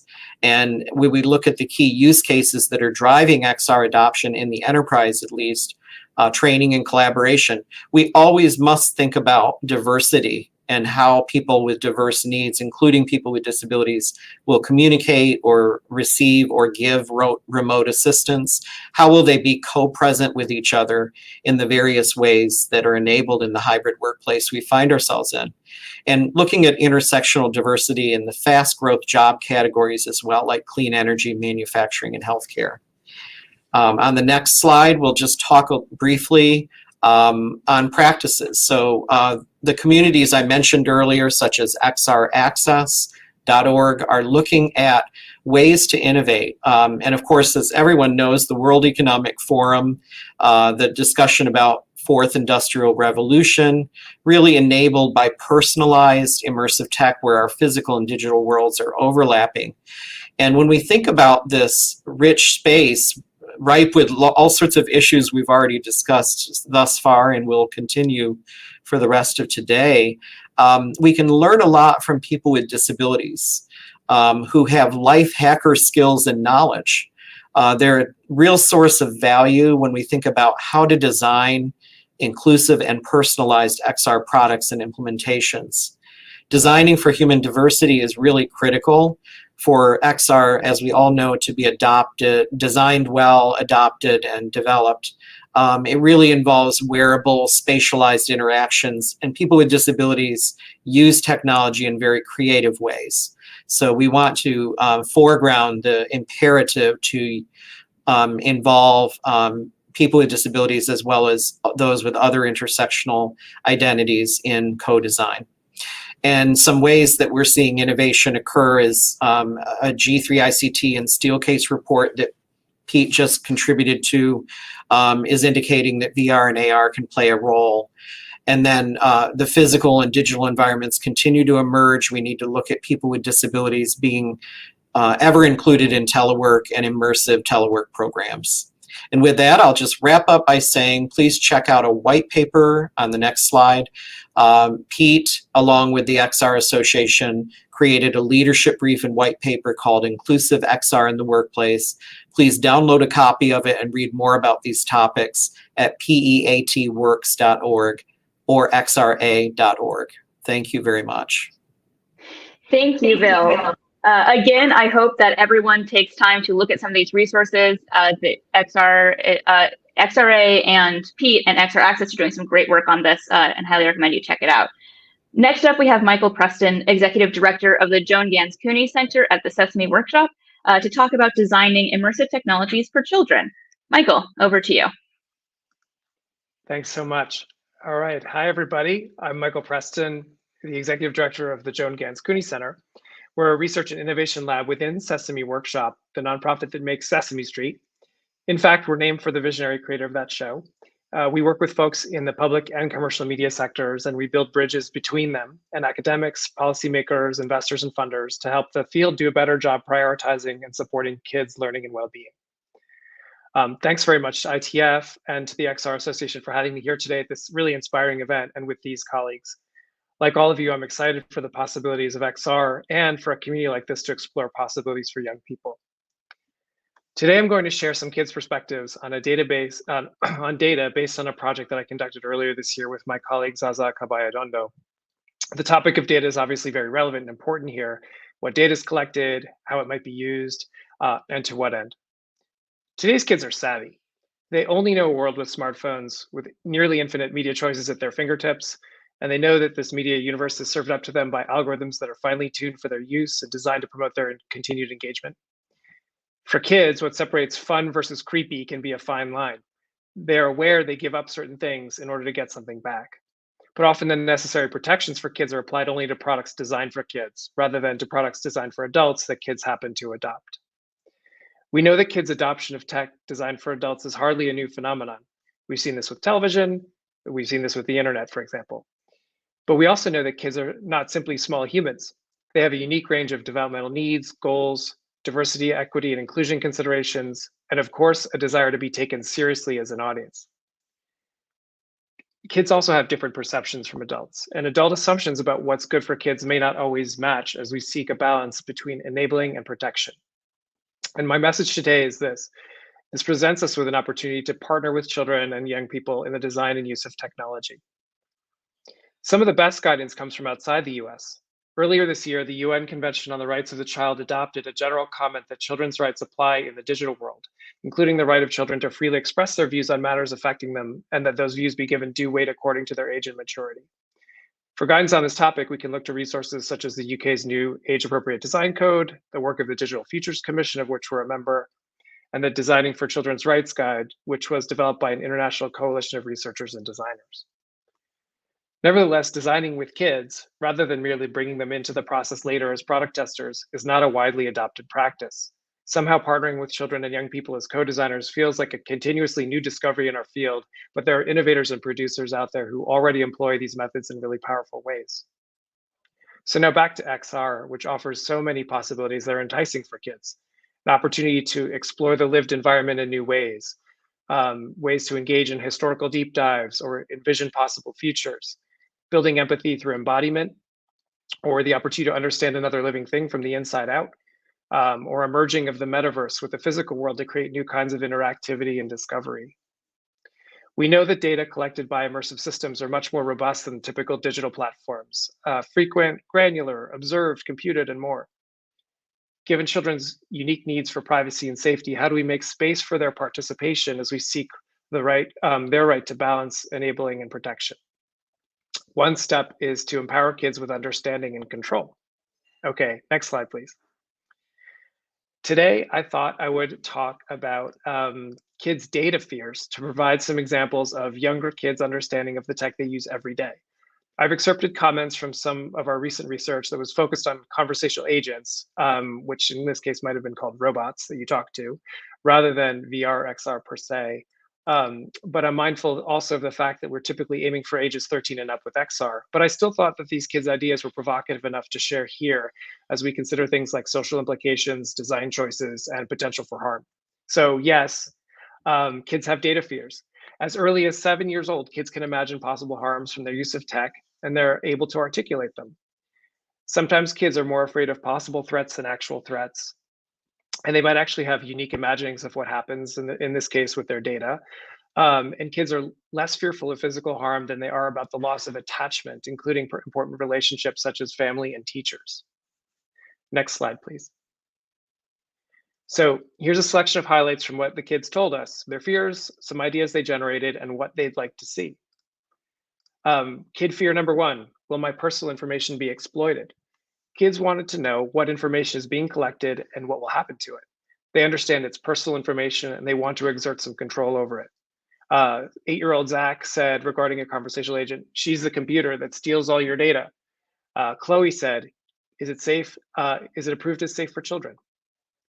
Good design might mean enabling multiple ways to play that allow kids to choose how anonymous they'll be, offering stealth mode, designing their own avatars or virtual backgrounds, giving them freedom to leave or the power to wipe a session. Let's see, the next kid fear, is, will this hurt my social relationships? Kids develop in a social world with opportunities for connection, collaboration, and sharing, and they want to build relationships, and they want to know when to keep a safe distance. So for example, when we asked, would you trust a robot to keep your secrets? Carl, who's 11, said, only if you program it to keep secrets. And Rosa said, yeah, but who programmed it? Good design might mean enabling joint engagements with technology for kids and their families, friends, and teachers. But building trust is the hardest thing to do, and it starts by putting a social context for the technology through characters, let's say, that have engaging stories or allows kids to be creators of their own stories. And then finally, another kid fear is, will I lose control of this technology? And kids know that computers can be powerful, but they can also be pretty dumb at the same time. They can tell you a lot, but they have their limitations. And kids definitely want to be in control.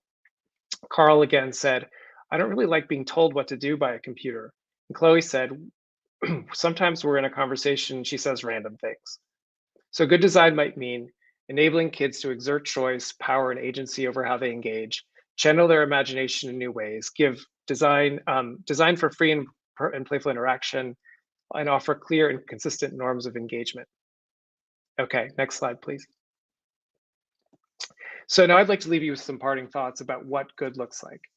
As I mentioned earlier, we encourage designing with and for kids to create digital experiences that are good for them. So they're not only testers of products, but active partners in their design. And so we came up with a few levels of good. So the first one, not creepy, just ensure that kids are safe and minimize the risks. You can optimize the design of environments for usability and usability for accessibility and inclusion. The level above that is decent or pretty good or okay. Promote well-being as well as cognitive and social development and support learning, engagement, and enjoyment. And if you want to take it to the next level, empower kids to find meaning in their digital encounters, enable play, connection, collaboration, imagination, creativity, what we all really aspire to when we engage with kids, right? And finally, help children grow up to be smarter, stronger, and kinder, which is our mission across everything we do at Sesame Workshop. Okay, one more slide, please. Unless that's the end. Oh, there it is. Good. So that concludes my lightning talk. Here's my email address and our web address. Thanks very much. Great. Thank you so much, Michael. And thank you for the work you guys are doing. We were just talking this morning with Jeremy Bailenson about how we need more research about how to design this technology for children. So this is great. Our last speaker today is Susan Persky, Associate Investigator and Director of the Immersive Simulation Program at the National Human Genome Research Institute at NIH, to share her insight on evaluating AR/VR applications. Go ahead, Susan. Great. Thank you so much, Lise. And we have a lot of acronyms and a lot of words in the government. So as Lise said, I'm coming to you from the NIH, where I direct the Immersive Simulation Program. I'm speaking from my own perspective today, and I'm really happy to round out this morning by discussing some issues related to evaluation and validation of XR applications. Essentially, I'm going to be talking about testing whether the XR applications that we create do what it is we design them to do. So I come from a health and medical background, where in general use of evaluation and evaluating and validating our tools is really commonplace, is really well understood, and in a lot of cases is also regulated and required. First slide, please. At the same time, there are many health and medical XR tools and interventions that will fall outside the purview of regulation, right? So even though validation and evaluation are really standard in medicine, it's still the case that many of the tech applications we're going to reach for to address our health needs are not going to be evaluated or might be inadequately evaluated as to their efficacy. So these two groups, the sort of validated and the unvalidated, will coexist and be, in a lot of cases, really undifferentiated in the marketplace. Now, of course, you are probably thinking, this is not at all unique to XR. So why are we talking about it here? Well, many of us, of course, have had this experience of wading through this sea of, smartphone apps, trying to figure out which ones we can trust, right? And in health and medicine, this is a particular problem because people are reaching for these health and medical applications to fulfill their health need, right? So if I'm, suffering from feelings of anxiety, right? So, and I search through an app store and I get page upon page of apps that promise to help me, I might choose an ineffective program. In that case, I might expend my limited time and my limited energy without getting any benefit, missing out on evidence-based treatment that could actually help to address my concerns. And worse yet, I might be receiving inaccurate or damaging advice. I might not receive healthcare referrals or other resources that could be warranted by the symptoms I have. And I could be putting my privacy at risk, as we talked about earlier. So now, since this is an issue for things like smartphone apps, activity trackers, sensor products, many other technology products, why focus on XR specifically? Well, at this stage, the ecosystem of XR-based health and medical applications is still, relatively small. And the technology, I think we would agree, is in a fairly early stage of adoption, right? And so we're really in this place where it does still seem possible to prevent any sort of potential harms that could be associated with mass proliferation of untested and unvalidated applications. Next slide. So in other words, we would like the ecosystem to look a little bit more like this. To have more applications with proven track records would be a really big improvement in a lot of areas like mental health, pain management, diet, physical activity, substance use, weight management, sleep, health monitoring, cognitive functioning, places where we know XR can be, really good for health improvement. But of course, this isn't only relevant for health and medical applications. Next slide. So although I speak mainly from the perspective of health, because that's my background, I would say that this need for evaluation is much, much broader, and it's going to reach its tendrils out into many other XR verticals. So evaluation obviously is crucial for education, certainly training, safety, also things like application of biometrics, communication, social good, philanthropy, a lot of these things Raul talked about where XR is going to be a really important tool. So essentially, we should want evidence that our XR applications are going to effectively teach our students as opposed to overloading them, that our XR-based implicit bias training is going to actually address biases and stereotypes instead of actually reinforcing them, which is a possible outcome of XR applications. So one way to think about this is to examine the sort of assumptions and the generalizations that we sometimes make about XR. Next slide. So those of us who have spent a lot of time in this community have probably heard XR called things like, the future of education, a crucial weapon in the opioid crisis, an empathy machine, the pinnacle of data visualization, crucial in training, a revolution in training. And these statements are not wrong, right? They are based on evidence that highlights the promise of XR in these areas. However, I would argue these statements have been overgeneralized. So while it's really useful to point out where XR is particularly likely to succeed, I think these are the things that Jeremy Bailenson earlier called sort of the home runs, right? There's wide variability in terms of how XR applications will actually perform in all of these areas. So for example, we talked a little bit about this earlier, there is growing evidence that VR in particular can be a really effective approach for pain management. It can distract patients from procedures, it can train coping behaviors. There's all sorts of promise here. Now, there have been several meta-analyses, and these are analyses that combine a whole pool of research studies together. And they can look at the overall effect of something like VR for interventions like pain management. So I've included a little diagram here as a sample. This is simulated data, so don't take this home with you. But just as an idea of how this looks, right? And so it will show you that some applications will show you that VR is more effective than whatever it's being compared to. And others find VR is not more effective, or sometimes it's even less effective. And overall, some of these meta-analyses have shown that VR does tend to be more effective than whatever it's compared to in terms of pain management, which is fabulous news. VR, obviously non-invasive, non-pharmacological intervention that can replace other pain management techniques with worse safety, worse side effect profiles. But this overall tendency for VR to outperform its comparator, of course, doesn't mean that any one pain management application in VR is necessarily going to work better than the alternative, right? So as we talked a little bit about earlier, content is king, and content is different for a lot of these applications. And this variability in the effectiveness of individual XR applications isn't unique to pain management. Next slide, please. And I think one of the other really important things to remember is that it's not at all clear how the untested, unvalidated applications would compare with the ones that are tested.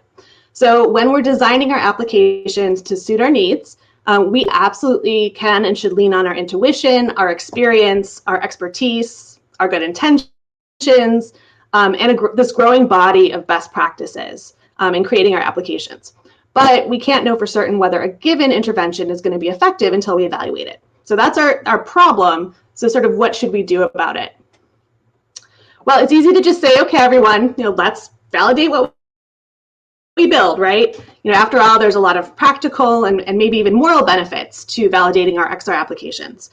But we're, I think, in the same boat as a lot of the other issues we've talked about today, things like safety and privacy, right? We can generally agree that we support these goals, but the incentive structure to follow through isn't always there.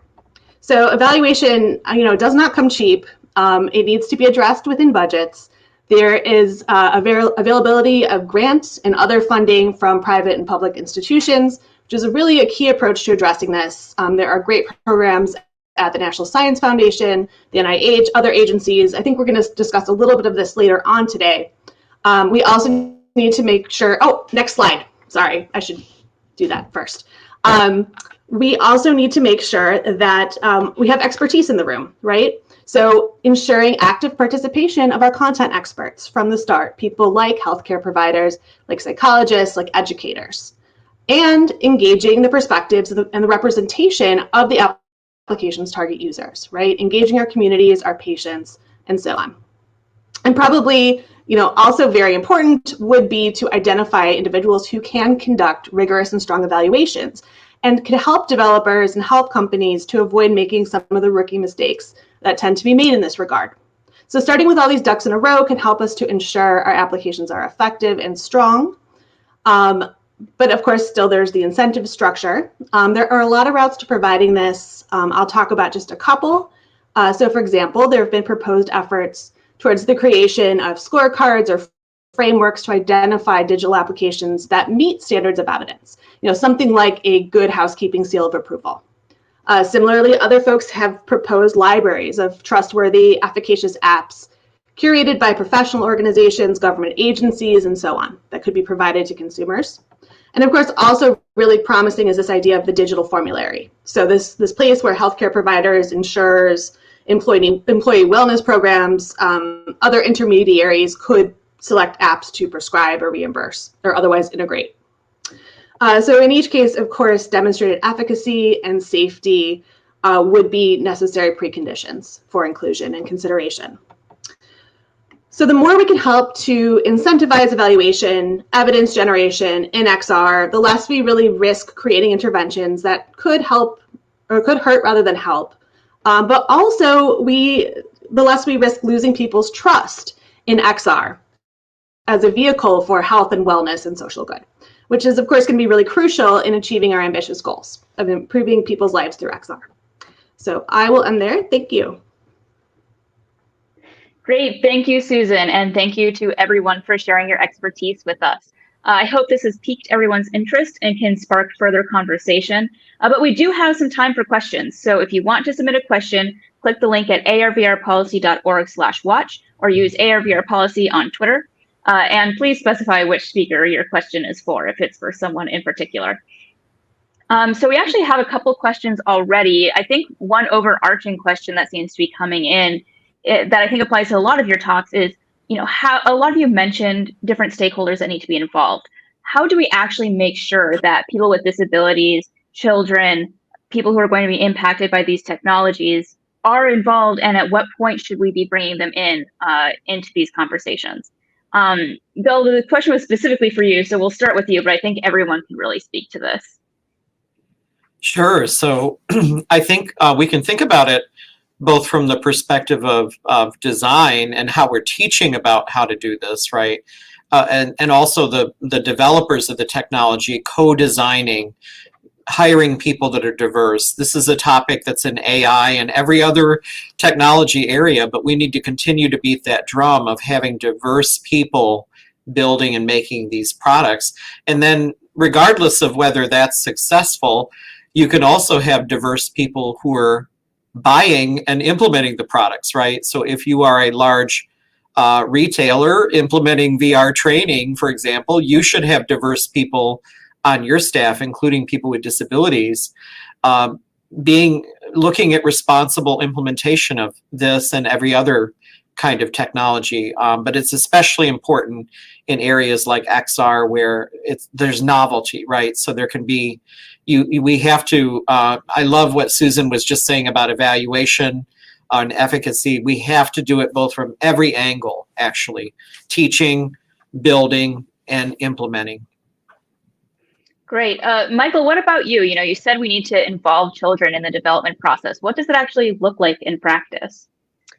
Yeah, well, I can partly to build on what Bill said. I think you do have to very intentionally go and cultivate relationships with all kinds of folks to be part of your process. That, for tech, across the board, it tends to be a sort of a convenient sample, like what for kids to tech, like who's nearby, right? And so that often means you have a very narrow perspective on who your audience is and what kind of feedback you get. And so you need to reach outside of your circle and really make sure that you've intentionally created kind of the sample that represents all kids. I think ultimately, if you're aiming for it to serve all kids, it's not just a business interest. It's a balance between that and kind of the moral imperative of serving, particularly for educational applications. In our case too, we would actively partner with schools in like diverse neighborhoods in New York City, CBOs that work with young people after school, some of which might have learning differences, for example. And so we make sure that we're actively naming and identifying and partnering with those organizations where the kids already have trusted relationships and we can work together.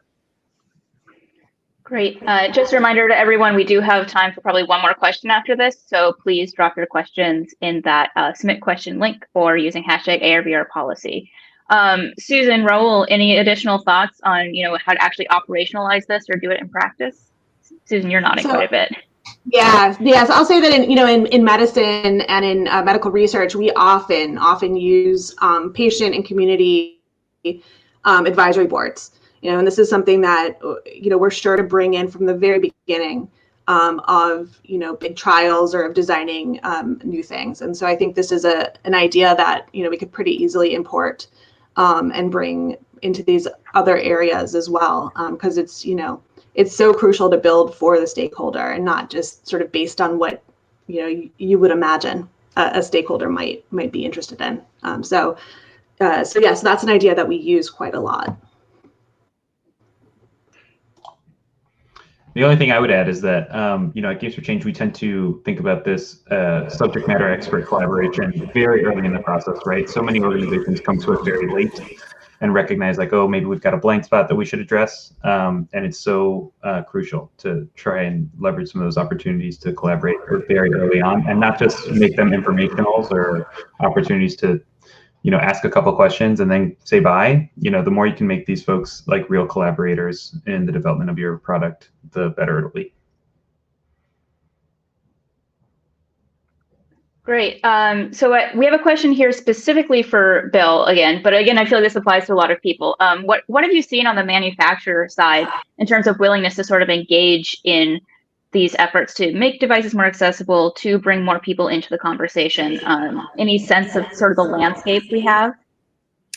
I'll just briefly say that xraccess.org is an area you should check out. We have many of the manufacturers involved in this, as well as smaller companies, disability advocates, researchers from academic settings, and it's a global effort.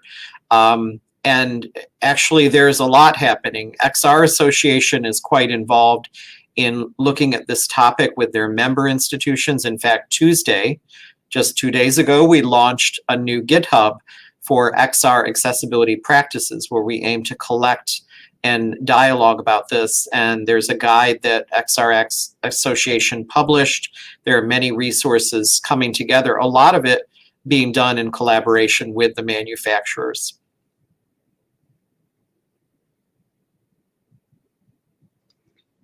Yeah, and I might chime in too that I think we see this across the board, this kind of interest, but to me, it's also about timing, like when you can actually bring in those insights early enough that there's an opportunity to make a change that will have a big impact, as opposed to trying to make smaller changes later in the process when more ideas are kind of baked in and it's hard to kind of bring it back to a place of making some kind of really demonstrative change. Finding a time when the research can be mobilized to help inform process to define impact and understand what you're really trying to achieve, and then how you might measure it later. All that stuff is best done early, and of course, the voices of kids, which is my calling card today.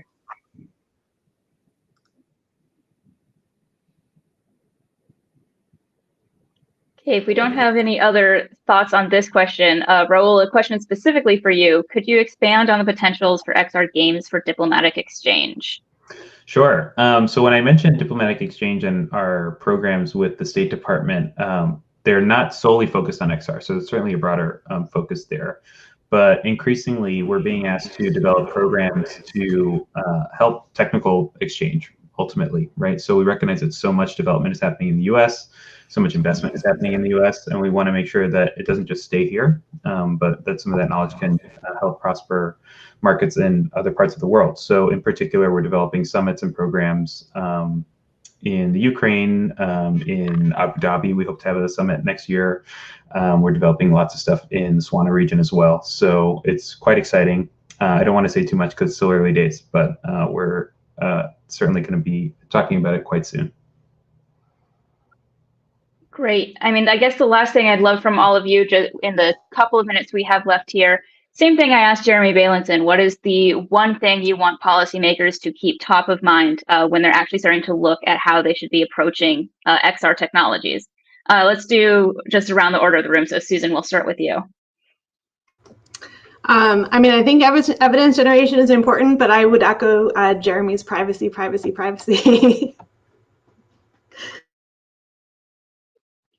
Raul? Yeah, I probably would go back to my infrastructure point. I don't think it's talked about enough.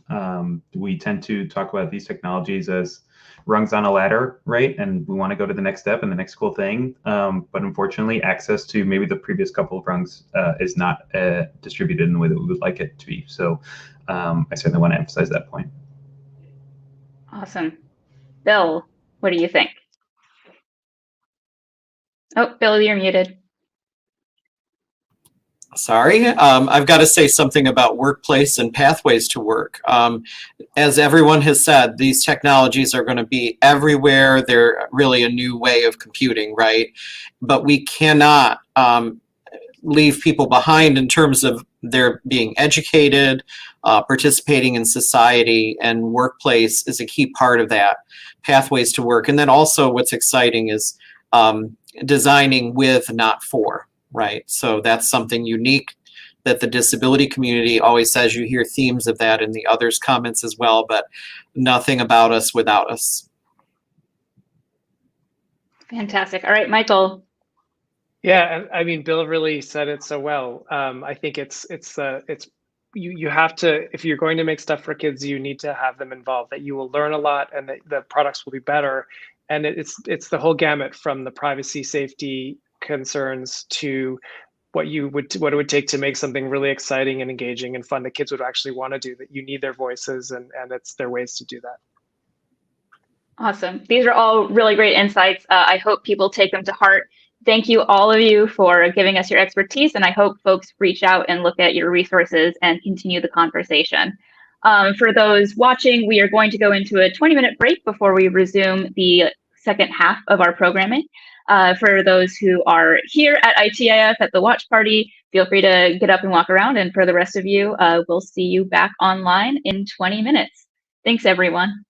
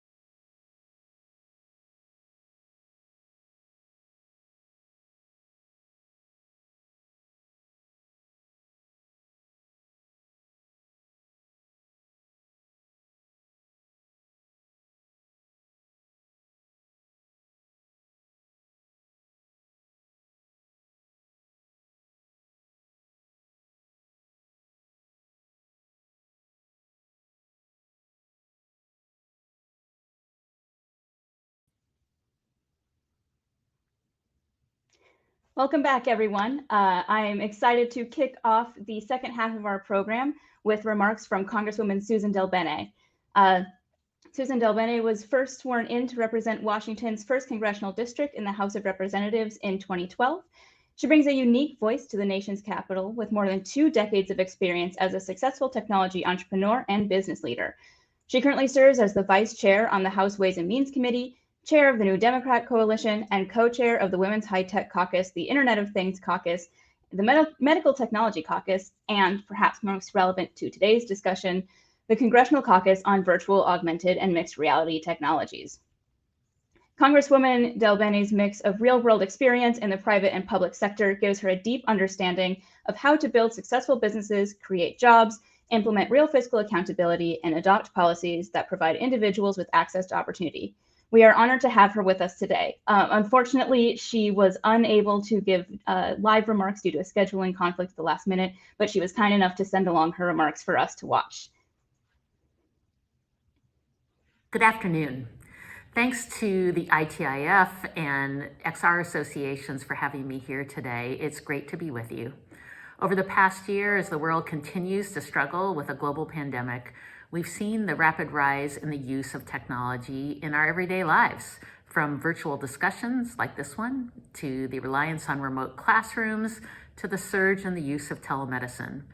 Augmented and virtual reality can enhance many aspects of our lives with a potential that we're just starting to understand and explore. Medical students can use augmented reality to learn and practice their field in a safe and controlled environment. Augmented reality can also provide surgeons with improved sensory perception, making procedures safer and more successful. But medicine is not the only sector where these technologies can be used. Virtual and augmented reality can benefit a range of industries, including engineering, manufacturing, construction, and even tourism. AR and VR can even help local governments increase efficiency and creativity through city planning and the development of transportation projects. Software is already instrumental in the engineering and design of a range of goods. Augmented and virtual reality can help designers better understand the consumer experience by interacting with their goods even before the projects go into production. This technology can enhance safety measures to ensure planes, cars, and even our homes can withstand emergencies and natural disasters. As teachers are finding new ways to keep their students engaged as they return to the classroom, augmented and virtual reality can provide students with the interactive ways to engage with the material that they're learning. Students can travel to places and environments that would be too costly or unsafe to see in the real world. This technology can provide students with the opportunity to work through scenarios multiple times without additional costs or inconveniences as they learn.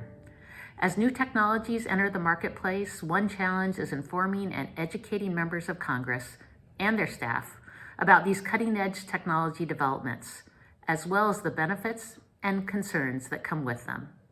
That's why I founded and co-chair the Congressional Caucus on Virtual, Augmented, and Mixed Reality Technologies, better known as the Reality Caucus. This caucus was formed to foster information sharing between Congress and our nation's world-leading XR and technology industries. I'm proud to be a co-chair of the Reality Caucus, along with Representatives Yvette Clarke, Ted Lieu, and Darrell Issa. Last Congress, the Reality Caucus co-chairs introduced the VR Techs in Government Act. This bill would create a federal advisory committee on the usability of reality technologies within the federal government. The Reality Caucus has a strong bipartisan history, and I look forward to working with my colleagues on both sides of the aisle to support innovation and address the challenges posed by this emerging sector. As these technologies develop, questions will inevitably arise around privacy, intellectual property, and many other issues.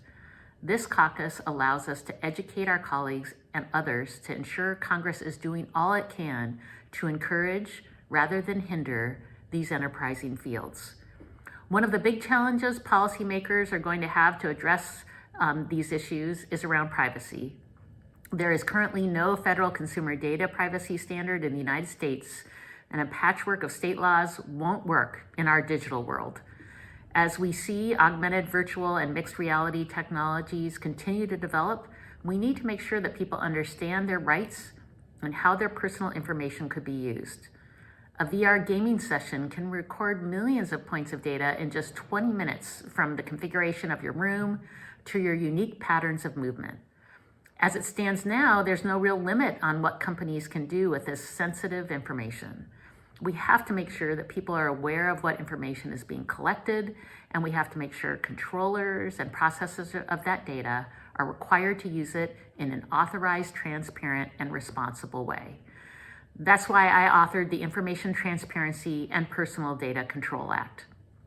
Working with a variety of stakeholders, industries, and consumer groups, this bill creates a balanced approach for both consumers and businesses.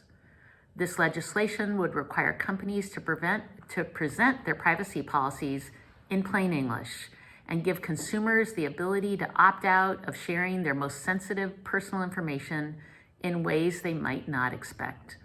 To address these problems, we're going to have to work together to find solutions. Frankly, we're already behind in creating a national privacy standard. Other countries are implementing and developing strong privacy standards. The EU has not been shy about its desire to have GDPR set a global standard for data protection. If we don't have a clear domestic policy, we won't be able to shape standards abroad, and we risk others driving global policy. So I'm deeply passionate about privacy, and I'm hopeful that both sides of the aisle can come together to pass federal privacy legislation during this Congress, because it is foundational to so many issues like augmented and virtual reality. It's critically important that Congress work with industry leaders on these issues, and that's why forums like this one are so vital. Thank you so much, and have a great day. Huge thanks to Congresswoman Delbene for sending along her remarks. We are excited to work with policymakers to develop new ways to accelerate innovation and build responsible immersive technologies. I'm going to bring us right into our next session. Dustin Heisler is going to be running our panel on government investment and adoption in AR/VR. Dustin, it's all you. Thanks so much. Well, great to meet everyone. I'm Dustin Heisler, Chief Innovation Officer for eRepublic, which is the parent company of the Center for Digital Government and Government Technology magazine. I'm excited to be the moderator for today's discussion on AR/VR. Today, government agencies across the country are taking advantage of these new technologies and unique capabilities of augmented reality and virtual reality across a variety of different functions, but we know that there's more. We know that these technologies can be used to unlock all kinds of use cases. And so we're going to dive into some of that, as well as the investment landscape around this as well. So at the same time, government investment in these technologies is going to be so critical to R&D to further the innovation and utilization of this. And this is really a technology that has wide applicability from the federal government all the way down to local government agencies. So it's been really exciting and fun to track this at the Center for Digital Government, to see how agencies are unlocking those use cases from economic development to public safety training and beyond. Now, our panel today is going to discuss some of those key areas of government investment, including some of the current and potential opportunities for agencies to implement these technologies to enhance their operations, workforce development, and public services. Now, we're going to start our discussion first with a group discussion, and we'll follow that with an opportunity for our panelists to tackle your questions as they come in. For those of you that are watching live, you can ask your questions in 3 different ways. Number 1, you can submit your questions under this video at the arvrpolicy.org/watch website. If you're watching on YouTube, click the link in the video description. And lastly, you can share your questions on Twitter using the hashtag ARVRPolicy as well. So now I want to introduce our panelists. Today, I'm incredibly excited and honored to be joined by some leading experts in AR/VR and emerging technologies around the public sector. We've got Diane Hickey, the SBIR STTR Program Director at the National Science Foundation, Erica Peace, Senior Industry Product Manager for Government at Unity Technologies, Ash Richter, Senior Technology Architect at Incutel, and Scott Evans, VP of Mixed Reality and Public Sector Solutions at Microsoft. So got a great group today. So excited to have everyone join. Good to see you, Erica. Good to see you, Scott. There's Ash and Diane. We're all here. We're all assembled. So I thought maybe what would be fun to start this conversation is for each of you to share briefly about yourself and how you're approaching AR, VR, and mixed reality in relation to the public sector today. Let's start first with you, Diane. All right, well, as Dustin, thank you. As Dustin said, I'm with the National Science Foundation in a very special portion of it called the Small Business Innovation Research Program. Now, obviously, the National Science Foundation covers so much research in academia across the nation, in all sorts of small technology pieces that make VR, AR, XR happen. But in the small business program, this is a congressionally mandated program. We're supposed to take some of those innovations from the labs, put them all together, find a small company who can really bring them to the public in such a way that we all benefit. And as we know, small businesses are engines of creation. They're also engines of innovation, and they create jobs and public sector. So my role at the NSF is to ask small businesses to submit their proposals for their innovation that needs just a little bit of research to get them from where they are now to actually products in the marketplace, or at least get them to a point where they have a prototype and get further investment from the investment community. A lot of times that especially technologies need that little push to get them out for other people to be interested. And that's what our program does. seedfund.nsf.gov. Fantastic. And I know we're going to post some of those links afterwards as well. So Scott, we'd love to hear from you. Tell us a little bit about yourself and how you're approaching this topic. Hi, well, I'm Scott Evans. Thanks for having me. I've been working in mixed reality for about 8 years. With Microsoft, we're in the mixed reality category in a couple different ways. One is we have a wearable headset, wearable computer that provides augmented reality. It's called HoloLens. It's in its second generation. And our overall approach is to kind of enable multiple industries to innovate on top of HoloLens. So you give a breakthrough capability of projecting digital content into the physical world, and every industry kind of takes that into a different direction in the problems that they're solving. Microsoft has some first-party solutions, some kind of direct solutions for specific industries. We also work with a number of companies that do industry-specific work in healthcare, education, retail, manufacturing, really solving real-world problems and kind of transforming how different operations work today in industry using this breakthrough capability. I spend my time working with the overall category, helping develop those solutions and working with our partners in different industries to kind of bring those solutions to market. Fantastic. Ash, would love to hear from you and the work that you're doing at Incutel. Hi, yeah, thank you guys so much for having me. It's so lovely to be here with everybody. Hi, so I'm coming at this from a couple of different bizarre places. On top of being an engineer, I was originally an archaeologist and an anthropologist looking at technology and what that means over time and how ideas spread out and how these different concepts of engineering roll out.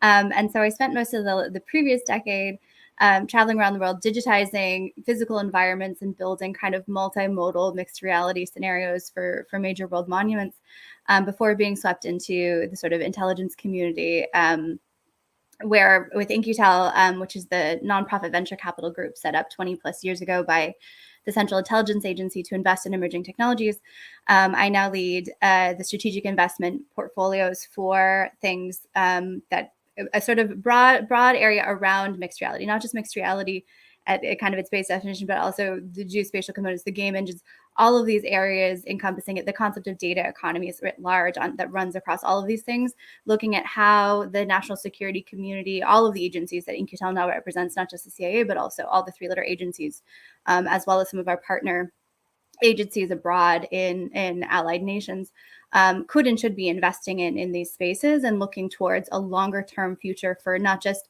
the visualization components of mixed reality, but especially the data management components of these technologies. And what it means is this ability to relive time and space over and over and over again and repopulate it as you go, things like that. So that's where I'm coming from, a long durée perspective. Yeah, no, it's fascinating. And I think, as we talked about earlier, there's so much more that goes into it than the hardware. So we're going to dive into that and a lot more. Erica, I would love to hear from you now. Certainly. So I'm Erica Peace at Unity Technologies, and our products give developers and artists the tools they need to build immersive cross-platform solutions, across 20 different platforms out there. Mobile, where most of us will have our first AR experience, to, traditional gaming consoles like, the PS5 or Xbox, and then headsets like the HoloLens or Vario or any of the others, right? So, in fact, more than 90% of the head-worn AR experiences are made with Unity. And our approach to the public sector is really as a partner. We've made substantial investment in the past year. We've added more than 30 people just committed to public sector and government space, myself included. And then we've invested in R&D efforts to ensure the security and compliance of our software, because we know that it's essential to work on government networks and empower the public sector. We've got a huge team in Orlando that's working directly with defense simulation and training commands. And then together with our partners, we're enabling so many use cases around the government with collaborative synthetic training, vehicles and flight simulations, equipment maintenance trainers, operational IoT connected digital twins, at kind of the base of the future at Tyndall Air Force Base. So, it's just so exciting, all of the things that are possible, and how, technology that was once so committed to just building games is now essential in so many industries, and including the public sector. Absolutely. So thank you all for joining. So now let's do a little bit of a double click and a deep dive into each of your areas of work. I'm going to start first with you, Scott. Microsoft has really been a pioneer in the mixed reality space. How do you see these technologies playing into the future of work? I know, policymakers and line of business leaders, they're all struggling with what is this future? It's a moving target. I'd love to get your perspective on where mixed reality fits in this conversation. Yeah, sure. Well, and I'll start with, it's not just the future of work. I think today's work is already changing due to mixed reality. I think what we're seeing is, especially in what we call frontline work scenarios, right? We've used technology over the years to really change how information workers and knowledge workers, do their jobs. And now we're seeing technology help change how frontline workers, do their jobs, whether this is in the manufacturing environment, or the repair and service environments. We're seeing this actually, for us, one of our early partnerships and deployments here is with NASA. We deployed HoloLens 1 to the International Space Station to enable astronauts to connect to scientists on the Earth to complete experiments, and literally enable the scientists on Earth to see through the eyes of the astronauts, mark up their digital environment, and help them complete their experiments, in the space station.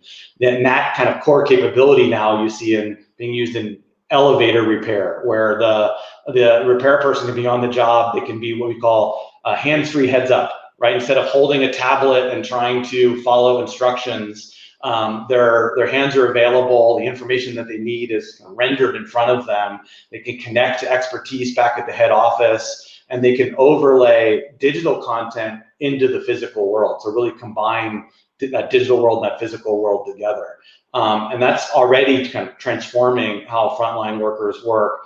We see that in healthcare. We see medical practitioners taking MRI data and 3D imaging data and overlaying it on top of patients, on top of training scenarios for anatomy in the medical space. And you can kind of go industry by industry and see those transformations happening.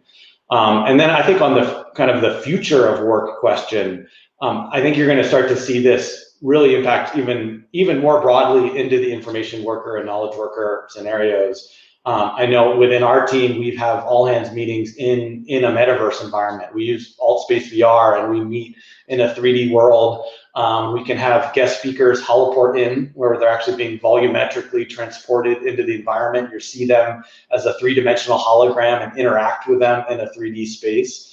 And this is technology that's available now. I think we're early adopters as people who work in mixed reality, but I think this will diversify how we collaborate. The kind of Teams meetings, Zooms calls will evolve into much more immersive and 3D collaborative environments that allow us to connect across physical barriers and spatial barriers in new ways that we haven't had in the past. So yeah, I think that's kind of a little bit of what's happening today, and I think what's happening tomorrow. Yeah, that's great. An exciting future I think we're all ready for. Now, what role does government play in this incubation process? I mean, when most people think about the public sector, they might think they go and buy things off the shelf that are produced, that are ready to go. But government's really playing a more active role in the actual incubation process. And I know, as some of our other panelists have kind of mentioned, they're facilitating and catalyzing some of these new technologies. Would love to get your take on that. Yeah, well, and I think it varies a little bit industry by industry. Like if I'll take healthcare, healthcare is a regulated industry, and new technologies come out, change how people work. I think government plays this role of, how do we adopt those in a way that's safe, that's looking out from everything from, privacy of patient data to the kind of the safety of the medical procedures. And, I think that's helping guide people innovating on top of these core platform technologies. So yeah, I think kind of industry by industry, how does government help provide some of the guide rails to innovation and help get innovation to be used safely, in these different environments. Fantastic. Well, Diane, I want to bring you in now. For those of you with questions for Scott, make sure you submit it using those vehicles that we talked about earlier. But Diane, at the National Science Foundation with SBIR and STTR, you're investing actually in some of these technologies in AR and VR. And give me a little bit of a kind of an understanding as to why those technologies, why now? I mean, there's so many emerging techs that are out there. What's the kind of impact of AR, VR in the public sector? Oh, I think you're on mute. No problem.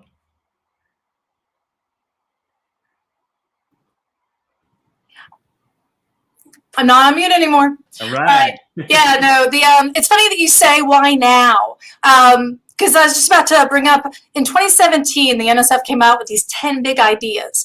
And one of the 10 big ideas was the future of work at the human technology frontier, which it sounds like it could be today, but that was 2017. And ever since then, we've been doing investments across the NSF in that.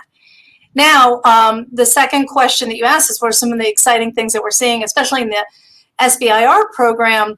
So I'm in charge of not only AR, VR, XR, or any reality that isn't this one, or is this, anyway, anything that's not, face-to-face, which today is everything. But also human-computer interaction. And I also have a brand new topic this year called learning and cognition technologies, which include a lot of emotional. We've talked a lot about that today. So I'm going to highlight on our site. You can go there and look at I'm going to highlight 5 or 6 of our really exciting companies that we're doing. Right now, they're brand new. They're startups. One of them is called Bad VR. And I think they're closer to the end. They've got these great names, right? Bad VR. And what Bad VR is doing is they're really looking into your data deeply. And I'm just going to go through these quickly because I know we've got a lot to cover. The next one is NeuroTrainer. Now, NeuroTrainer actually started by a cognitive neuroscientist, wanted to use this to, help the brain in learning. But being that we're looking for business, found that actually this is a gym for your mind. And now they're working with NFL teams, college football teams, collegiate teams all across the space and getting some really good traction on this gym for your mind. But again, based in cognitive research. Another we have is called Eyes in Sync. And that is actually a team of optometrists who are using VR to help improve peripheral sight, those types of things that they can't do any other way. And they're all adding a gaming aspect because learning and gaming, they seem to work pretty well together. 2 more I really like to highlight. You won't see them in there. They'll be in the learning side. One of our phase 1 participants, which they don't get a lot of money, is called Prisms of Reality. Prisms was only one of the second educational app to make it on the Oculus App Store. And they started with Pandemic, and it was their prototype. And it seems like a game about algebra and how exponentials work. But basically, the person, the founder, she has basically put in place the infrastructure for the right pedagogy when you bring it to education. We've all talked about all these things out there. Some are good, some are bad. You never know. But the innovative part of that is the infrastructure behind it. And of course, they had to have a first application. Same thing with a company called Not Suspicious. But they're, you might find them quicker as Tablecraft.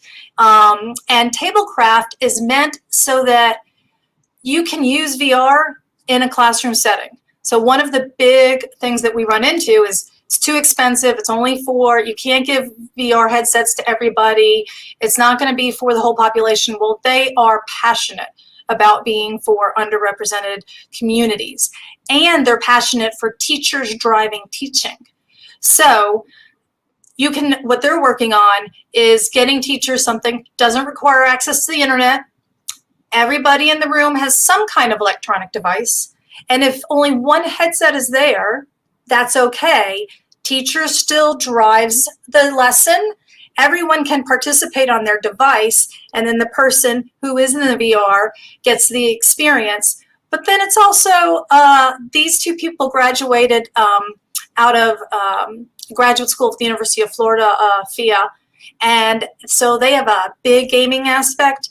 So the other children, middle schoolers, young adults in the room can actually trip up the people in the VR. So it's very engaging. And those are just some of the examples of what we're funding. We fund high risk, high reward. Some of these might not make it, but if we feel if they do make it, they will be transformative to some of the biggest challenges this nation faces. Absolutely. You play such a critical role in the incubation of that. And I've got some to follow up on now, Bad VR and Not Suspicious, which is kind of suspicious, but so I want to go check it out. So Erica, I want to get your take on this. I'd love to hear how products like the ones that Unity's been developing over many years are enhancing public sector activities today.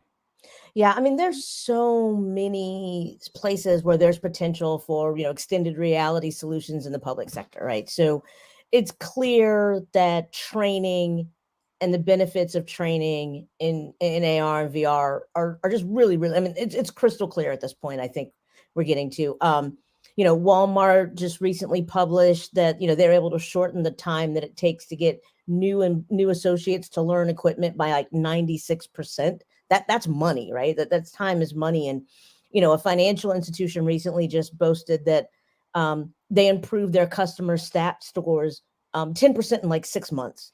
And what they found is that, by training in extended reality, people are getting to practice like those critical thinking skills, and it's giving them a really holistic picture of the customer.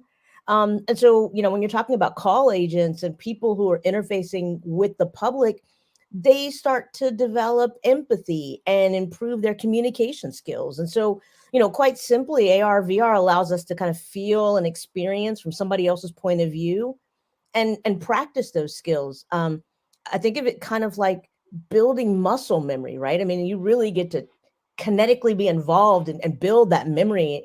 And then, of course, in like heavy industries like construction and oil and gas and mining, they've got scenarios that are not unlike the military or public safety officials where training and doing live exercise is just too dangerous or too expensive to reproduce. So think if you can move that training to the point of need, right? I could train you right before you're going into a situation. We can let you experience it. You can practice that mission over and over and build those skills. So, I mean, it's just astounding, right? It's just beyond, I've realized I sound like a cheerleader for it, but I'm just so amazed at how this technology can make us feel, right? And then where we're seeing even more potential is when you start looking in the area of digital twins, where VR and AR are like your view into that world and that virtual world. And we're talking about where you're representing some real objects with real-time behavior and data, again, virtually. But we're seeing where AR, VR, real world physics, machine learning are all really starting to come together. And I've talked to scientists who are using it to explain really complex dynamics to the rest of us. Fluid dynamics and weather patterns to help understand the impact of climate change. Optimizing in smart cities, energy, manufacturing, but then also letting cybersecurity analysts start to visualize all those complex inner dynamics. Cyber is so much a combination of physical world things and virtual world things. And by bringing that together where they can actually experience it and visualize it, I mean, again, it's just more and more how we see that this kind of cross-discipline collaboration.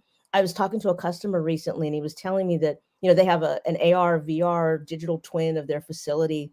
They're doing large-scale solar farms, right? And he was saying that when there was a problem that would happen, it would take them 30 minutes just to kind of orient everybody to where the problem was.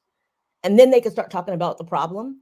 And so now they've just reduced that with VR, because now we're all in the same place and you can just point, right? Like right here, and you could turn it around and people can see it from every different point of view. So, but again, it's like there's so many different experiences and opportunities that this technology is really bringing to the public sector. I'm sold. Sign me up. So now thinking about kind of the AR, VR industry that's forming and that's really taking advantage of all of these converging trends, how would you advise that they work with the public sector to really achieve the full potential of these technologies? I came to this space from mobile, right? And I think when I look at, AR, VR, just like mobile or any other new technology, we got to do a lot to work together to break down those barriers. Bringing new technology into the enterprise is not easy. I mean, let's just own that, right? Like, it's not an easy thing to do. And so we got to find ways where we can just solve some of the basic logistics, right? IT departments are challenged managing phones and tablets and desktops and all these other things. One more device has got to fit the paradigms that they're used to, right? You've got to have ways where they can secure the devices, push down policy, deploy at scale. And, when we're thinking about individual experience, especially things that are coming from a game space, that's not really the kind of things that you think about. But we've really got to work with government and with enterprises to figure out how we break down some of those things and not add to the IT barrier, right? And then the other thing is, I mean, clearly we've got to work together, on security and policy. We've got to protect people and our networks, but we've got to find ways to do that and still be innovative and still meet mission, right? And then all of us have to really think about this as such new technology. We got to make sure that maybe we do it right this time, right? And we bring everybody along with us together. So we're building for accessibility. We're making this available to everyone. We're considering the people who have different abilities, different price points, all these things. Let's just this once, right? Like, do it with everybody all together. Yes, I totally agree. I love that. So Ash, I want to bring you in now because you've done a lot of work on this, and I'd love to hear how immersive technologies like AR and VR currently fit into In-Q-Tel's portfolio. Yeah, absolutely. So I think, and this always involves a bit of a history lesson, so apologies, gang. But historically, the thing that In-Q-Tel is really known for, and definitely the thing that attracted me to come to In-Q-Tel in the first place, is a really long-lived legacy on investing in startups that go on to become ubiquitous, and become part of the fabric of our technology in society. My favorite example of this is our involvement in a company called Keyhole way back when, that was developing a proto markup language for geospatial systems. Keyhole markup language.kml, Google bought them, became the base layer of Google Earth, and kind of a piece of pseudo open source that's running at the bottom line of a lot of the mapping apps that we use today. And so when In-Q-Tel is investing in something, we do that in a couple of different ways, not just in terms of a regular venture capital firm kind of being like, here's some money to like work on this. It also usually comes along with collaborations with different kind of goals, working together with the different intelligence agencies sort of self-selecting stakeholders to cooperate and collaborate with these different startups to kind of build the next gen of something, to build it out to something else that will either serve an immediate mission need for the agencies and or build towards a larger standard that more groups need. And so this in particular is something that we've been keen to focus on with respect to these immersive technologies. And in that, In-Q-Tel has been investing in pieces of this space for a really long time, especially at the beginning and the end of what we kind of consider the data chain here. The data collection and the data visualization pieces, like the end hardware. These are things that In-Q-Tel, most venture capital groups have been investing in primarily over decades. Like these are the focus areas. But now we're looking at these software pieces in the middle, the connector pieces. And this is where Microsoft Unity have really played a massive role over the last 15 years or so, creating the core pieces that bridge that gap. And now we're seeing more and more pieces kind of come in to really start looking at the different levels of data integration, data standards, data privacy. How are all of these layers going to interact with each other? How are we going to have different pieces of information coming and going on these 3D digital scaffolds, all the activity-based intelligence information? It's still a bit of a cluster. To be honest, but it's getting there. And so this in particular has been something that we've been looking at investing in rather heavily, that middle space right now. And so our recent portfolio kind of reflects kind of individual data points they're in or systems that are looking at a holistic overview. So like one of our public investments is in a company called Matterport, which everybody knows is like, oh, the 3D camera space.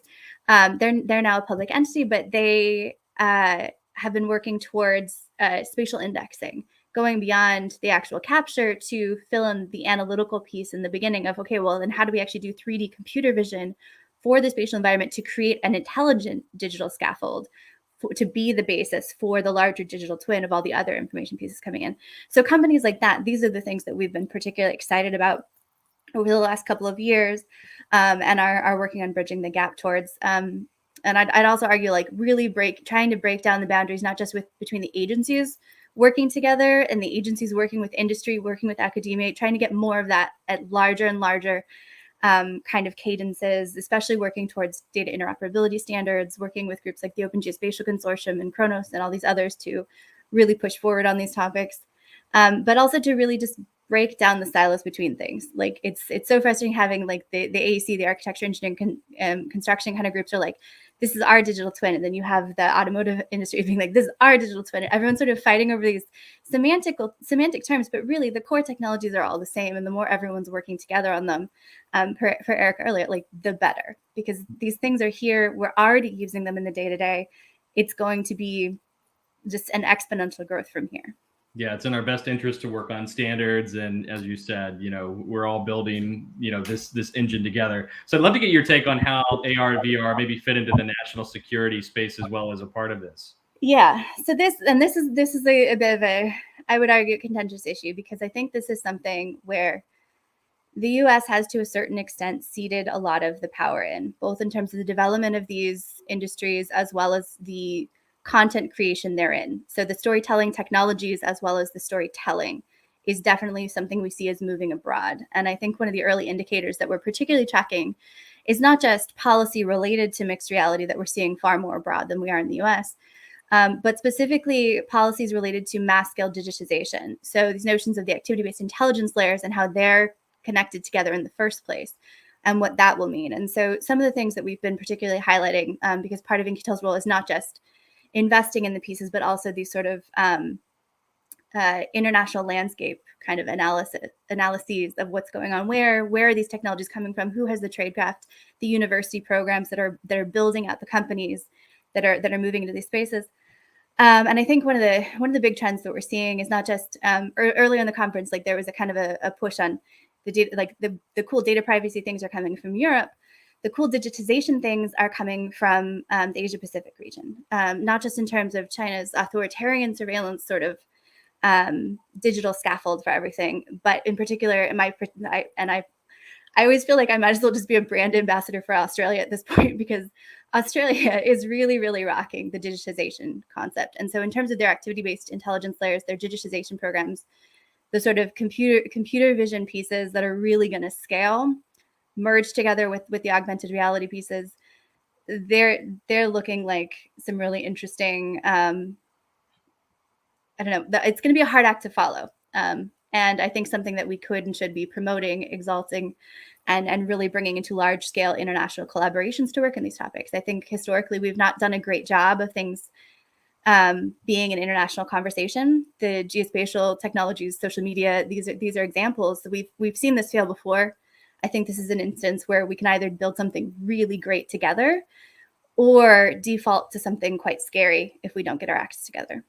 Absolutely. International collaboration is going to be key. And it's really the only way we're going to have mass adopted standards for some of the infrastructure to support this ecosystem.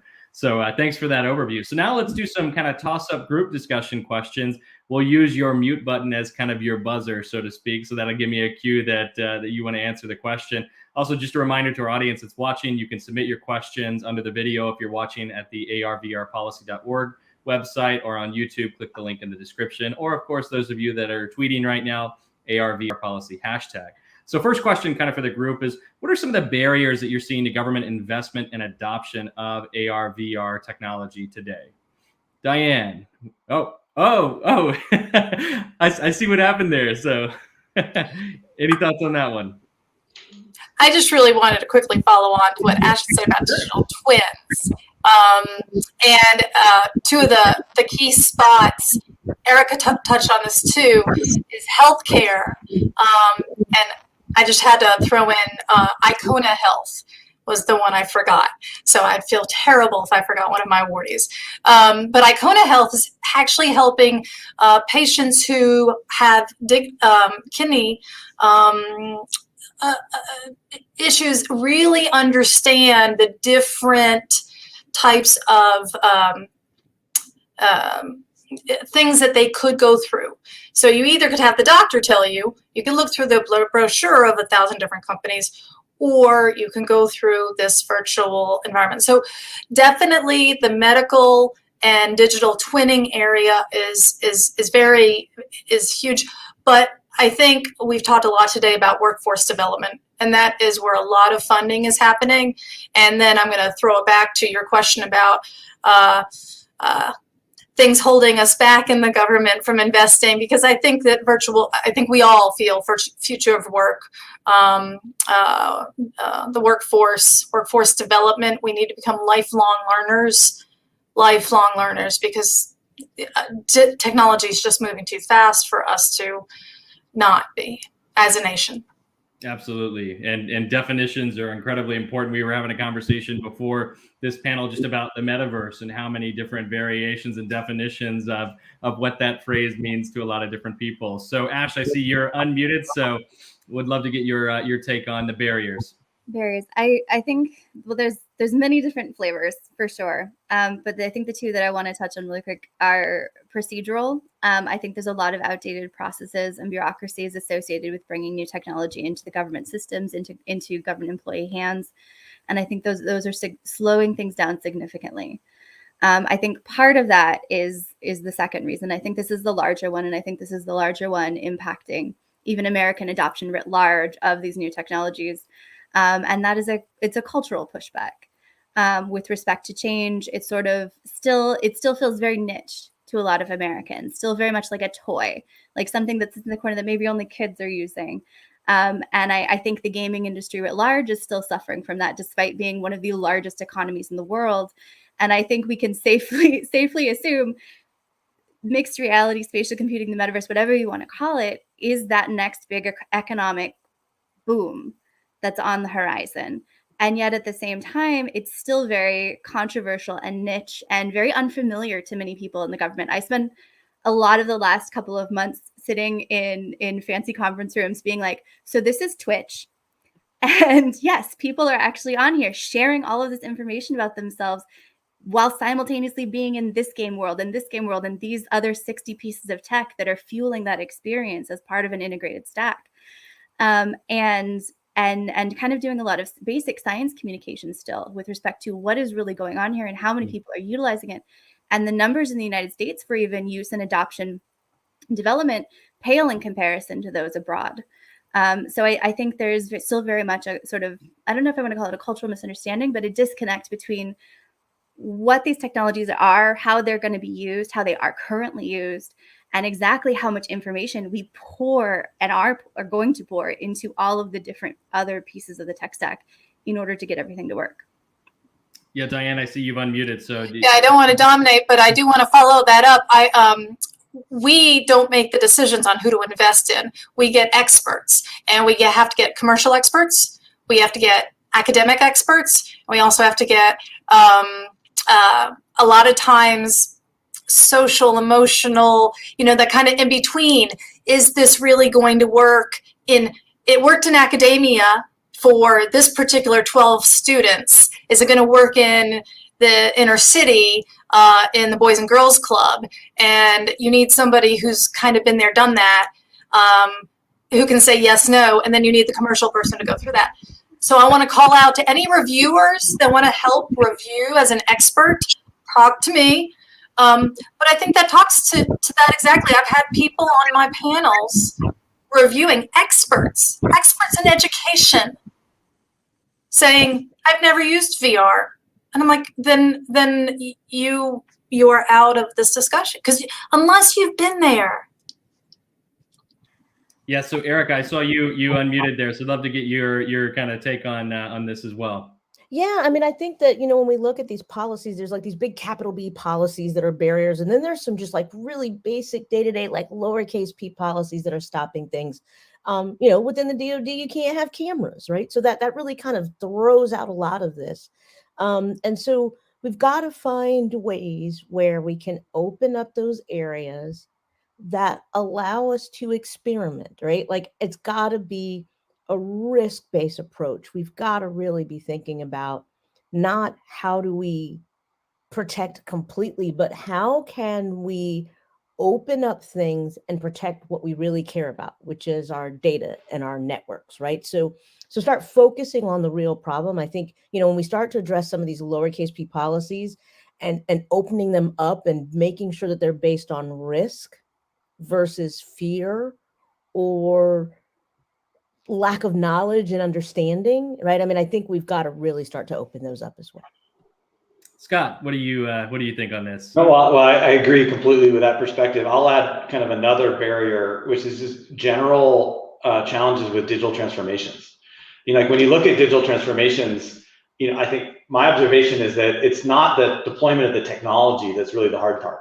Like there's a lot of work there, IT systems integration, there's a lot of heavy lift there, but the real barrier ends up being the process changes, the having to retrain people, how to change operations, how to change procedures and a way of working that sometimes has been, ingrained for many decades. And it's those changes that tend to be the bigger barriers than the technology itself. The technology is enabling a whole new way of working, but you have to overcome kind of the institutional momentum, of status quo in order to kind of embrace and take advantage of those new capabilities. So a lot of times that just takes a mindset and a willingness to say, look, the ROI is so big here that it's worth going through that journey and being able to take advantage of what the technology offers. You're exactly right. I think with a lot of emerging technologies, we forget about the change management aspect of things. And it's like we just want to deploy it without thinking about how do we get people to actually fully leverage and utilize the technology that's here. So I want to kind of go and double click on what we started here with these barriers. So kind of thinking about those barriers, what should policymakers and government agencies do to integrate considerations around some of those things like privacy, security, accessibility, any other concerns that are kind of framed around this when it comes to developing and implementing these immersive mixed reality solutions? Any thoughts there for kind of policymakers with their role in the process?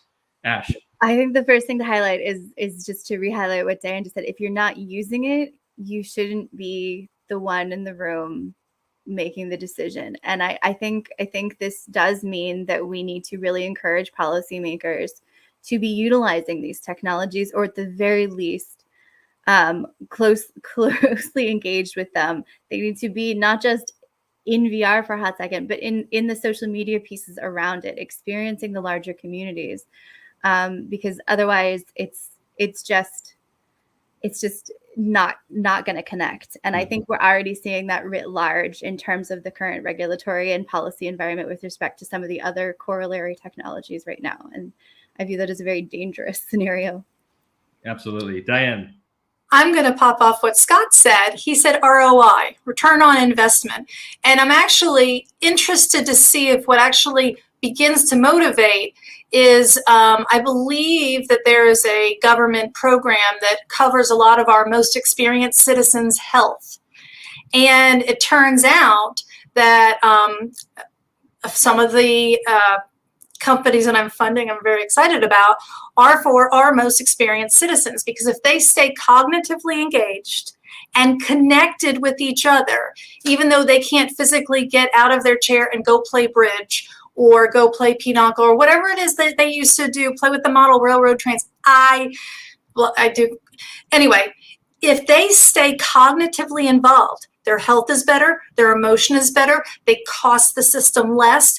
And I really do think, not to be cynical, but until you show that there is an ROI monetarily for some of these technologies, that will help push this forward. And yes, everyone should go have fun and play Beat Saber. Erica. Yeah, I mean, I just want to kind of just double down on that, right? I mean, I think we've got to make sure that we're informing these policies and that they're smart, right, and enforceable, and that they protect privacy and security.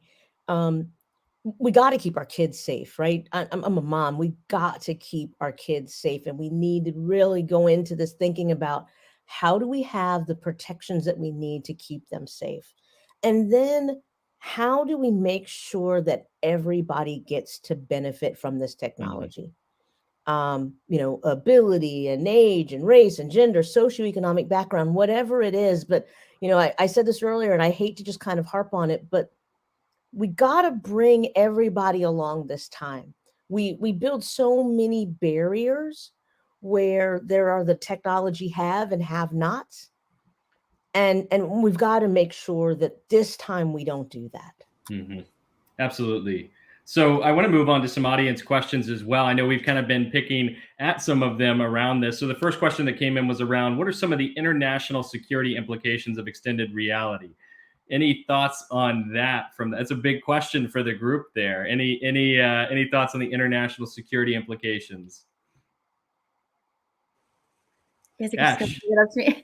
I think in that this represents a new computing paradigm. The thing that we've seen before with the internet, with social media, the nations that move first are the ones that set the stage for how things operate, and everyone else essentially has to run along behind, trying to clean and supervise and just make sure it works for their own regulatory policy, cultural environments. So in terms of what mixed reality means in that context, it means we want to stay at the forefront as a nation. We want to be involved in those preliminary conversations to help shape what it's going to look like, especially given the amount of data it's pulling in. Because ultimately, we can get to a very holodeck-like experience of time-space digitization, recording, replay. And if other entities are controlling, adding in alternative, things that weren't there the first time around during the thing, it becomes this misinformation, this propaganda platform for new media content at scale. And I mean, this again, think of this in the context of technology history, of just basic photography, TV media, movies, all of these things. We figured out really quickly how to edit, alter, and just be like, oh, this person wasn't there anymore. These people were there now. What we're talking about is a new mechanism for recording our history as a species. And if we're not there at the conversations for how to even ensure that the record stays intact and isn't shaped by political arguments and security arguments of those we don't follow along with, if we're not there for the data capture conversations of who has what surveillance data of us in a smart city environment that's capturing and reprojecting these data systems in augmented reality layers writ large, then we're seeding a very, very big security component on top of all of the economic pieces attached to this. Because again, this is a huge economic piece already and coming down the pipeline. And for us to step away from it is just dangerous. Absolutely. All right, here's another question that came in around broader VR, AR adoption is challenged by kind of these extended reality silos and proprietary metaverse approaches. Is there a national interest in promoting kind of an extended reality industry standards or set of standards there? Any thoughts from the group on that? Yeah, I'll jump in. Yeah, I'll jump in. So, I mean, I think Ash mentioned earlier, but we've got to really start thinking about how we're going to have interoperability, right? Why did the internet work? Because it doesn't matter where you're coming from, what browser you're on, what device you're on, what country you're coming from, we all can speak the same language, right? And so we've got to start looking at those standards. We've got to look at ways that we're going to approach this, because that's the only way that, again, we're going to have a consistent evolution across the board. If not, it's going to be pockets here and there, and there's going to be winners and losers, and we've just got to figure out some way. So it's essential, right? It's not going to grow. It's not going to scale to the potential that we have if we don't have some sort of standards around how we're going to communicate. Scott. Yeah, I think I'll just add that I think some of that will happen organically. Like the industries want it, consumers want it. We see more and more rejecting of the proprietary solution and people betting on, the interoperability and being able to bring the different ingredients together. So, I think it's in all of our interests, but I think it's also in the industry's interest. I think there will be a lot of kind of intrinsic motivation to find interoperable solutions and standards to really fuel the interoperability across the different pieces there. Absolutely. So the next question kind of hits on ROI. So I know we talked about ROI and its implications for policymakers and government understanding the economic impact of these technologies. How do you help companies realize the ROI of extended reality technology since it's so new? Are they apprehensive today to adopt extended reality tech because it is new? Any thoughts on that? I'll jump in real quick. I'll say, yeah, ROI is critical, right? Especially to adopting at scale. And I think one of the most powerful tools in the toolbox here is piloting. Get a pilot going. Find your area of high potential ROI, get a pilot going, start measuring the impact, measure the outcomes, create the proof point, and it makes it internally investable. Like you get to go take that pilot and turn it into a deployment and start three new pilots. So that's the life cycle that we see of how do you break out of that mode of from skepticism to proof points to scale. Diane. Yeah, I'm gonna jump in on that. At the SBA at NSF, we have an I-Core program which helps our basically helps our scientists understand business and getting it out there. But the key is, what is the company largest problem? And if you're solving the company's problem, then they will adopt it. It doesn't matter whether it's a pencil or a VR headset. If it solves a problem and brings in ROI, they're going to adopt it.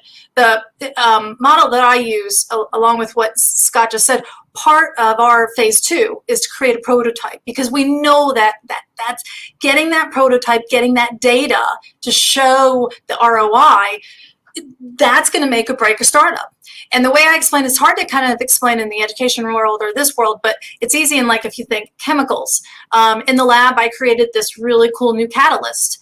Exxon needs to try it in their pilot plant. Exxon is really interested in trying it in their pilot plant, but their pilot plant only takes a 55-gallon drum. And you need research to get it from being able to make this much at a time to making it 55-gallon drum. And that's where programs like ours come in. We're not the only ones, but we are a government one, and we're across DOE. We're across any agency that gets research, including DOD. Fantastic. Well, we have 2 remaining questions. This one was directed at Scott. What do you believe the true value of mixed reality is within industry? Is it digital twins, data, visualization, etc.? I'd love to get your thoughts on that. Sure. Yeah, I think in general, it kind of varies by industry, but I think there's 2 use cases that have really spanned multiple industries. The first one is just remote assistance. Being able to tap into expertise that's located somewhere else in a much richer way than you can do with 2D paradigms today. And the second use case is training and education, and being able to take any complex scenario, train on it, but train on it in situation with 3D elements. I had the opportunity to visit CAA Healthcare, and they train doctors on medical procedures, and I have no medical background whatsoever. And I was able to use mixed reality to interact with a training dummy and learn how to deliver a breech baby. And I was being guided by a virtual training assistant. I was able to see through the 3D anatomy of the human. I was seeing what was going on, below the layer of skin into the human anatomy. I mean, it's a breakthrough way to learn. And you can take any complex procedure and you can break it down, industry by industry and leverage that. So those two use cases feel very universal, and then you see a lot of specialized ones, unique to different industries. All right, final question for the group. How do we balance extended reality governance and input with the slow processes of legislation and government to keep pace with the commercial interest in extended reality? So a big question.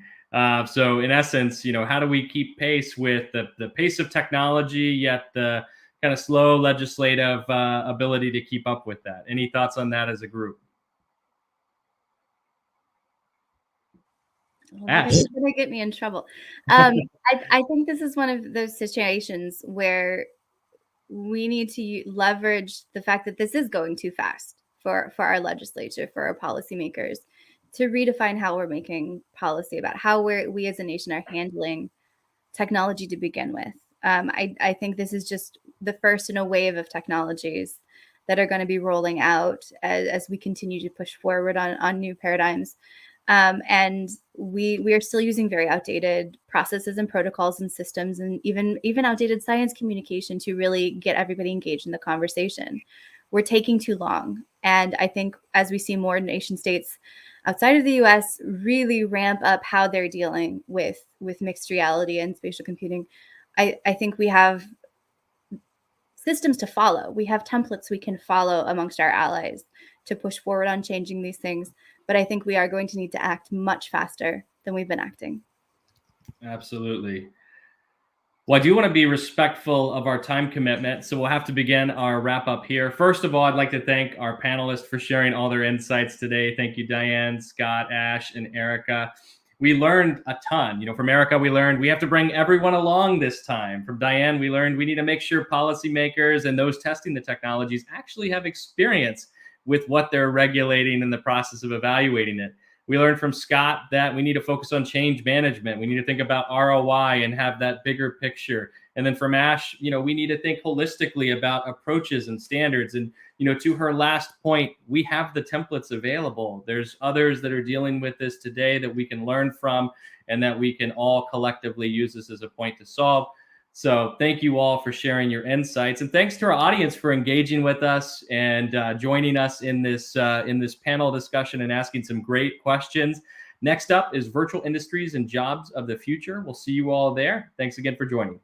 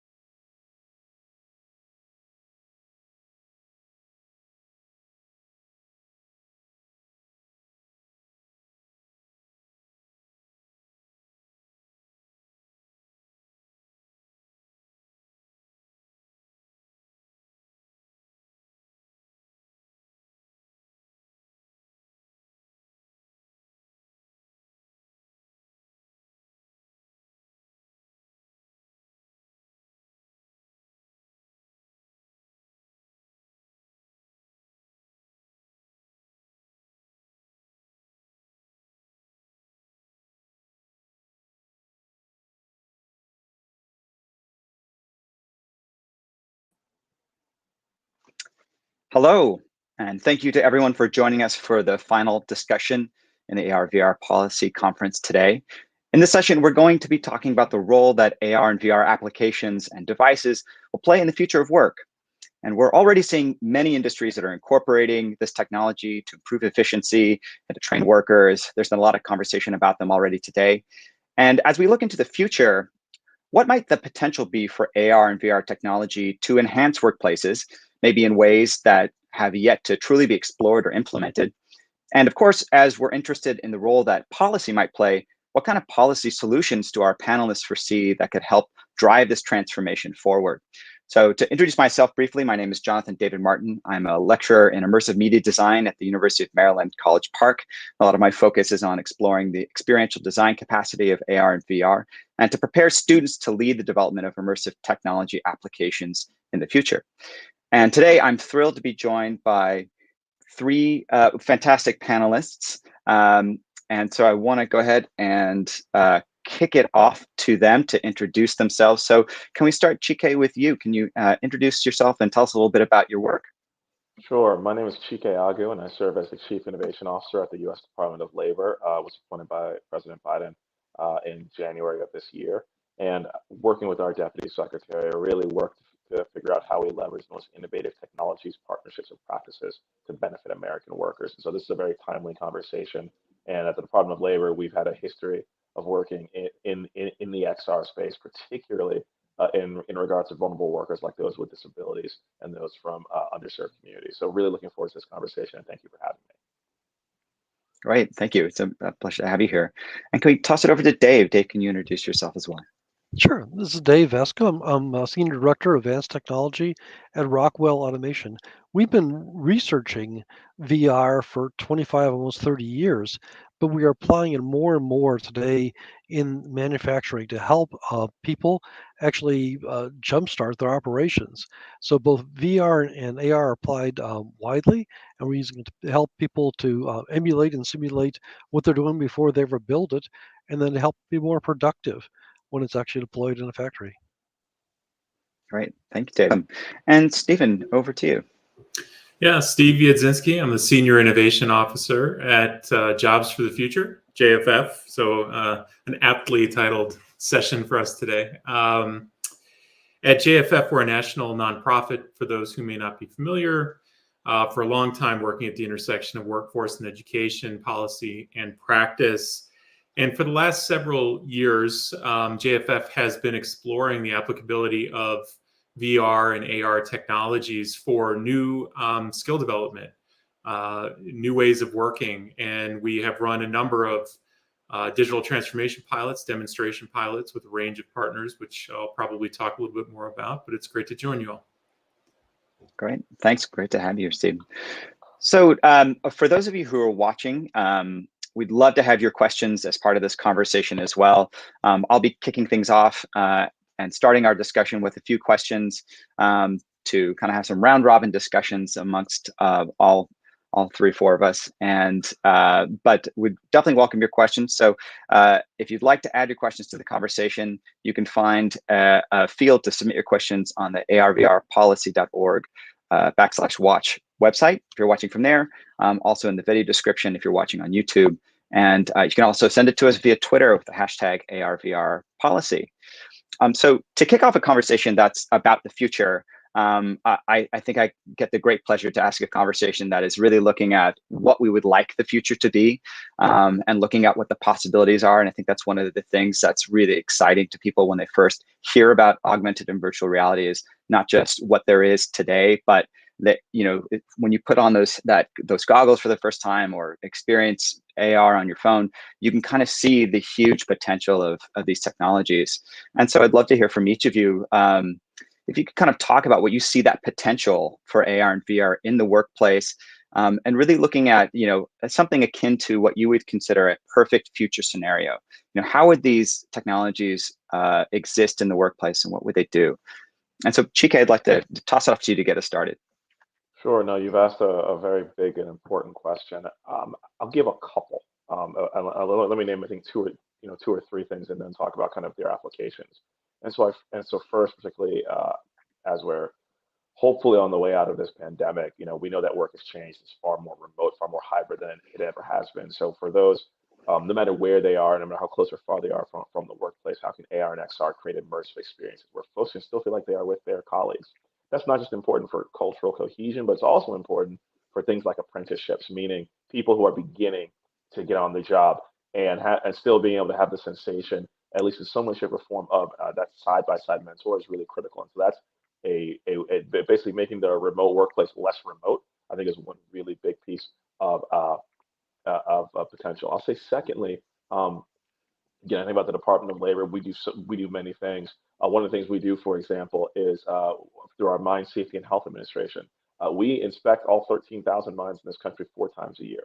This is work that at times is perilous, and one can imagine combining XR with other types of technology, like, for example, drones, autonomous vehicles, being able to, frankly, not have human beings go into dangerous places to do really important things that need to get done. The last piece I'll say is, and you're already seeing some of this happen now, how do we use XR to transform the way that we train folks? So again, whether that be in the insurance adjustment industry, where they are beginning to use XR to train someone remotely on how to investigate a burned house, or how do we potentially use XR to be a tool of assessment? Meaning, instead of, frankly, at times having someone take a contrived assessment, let's, for example, say you are training someone to do customer service in the retail space. Can I put you through a simulation and just see how you react, and actually use that as your assessment versus something that's more contrived and not as close to what the actual job is going to be?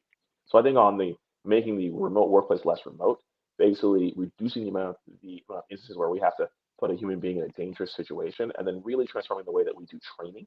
That's some of the potential that we see. And I'll add one more here as well.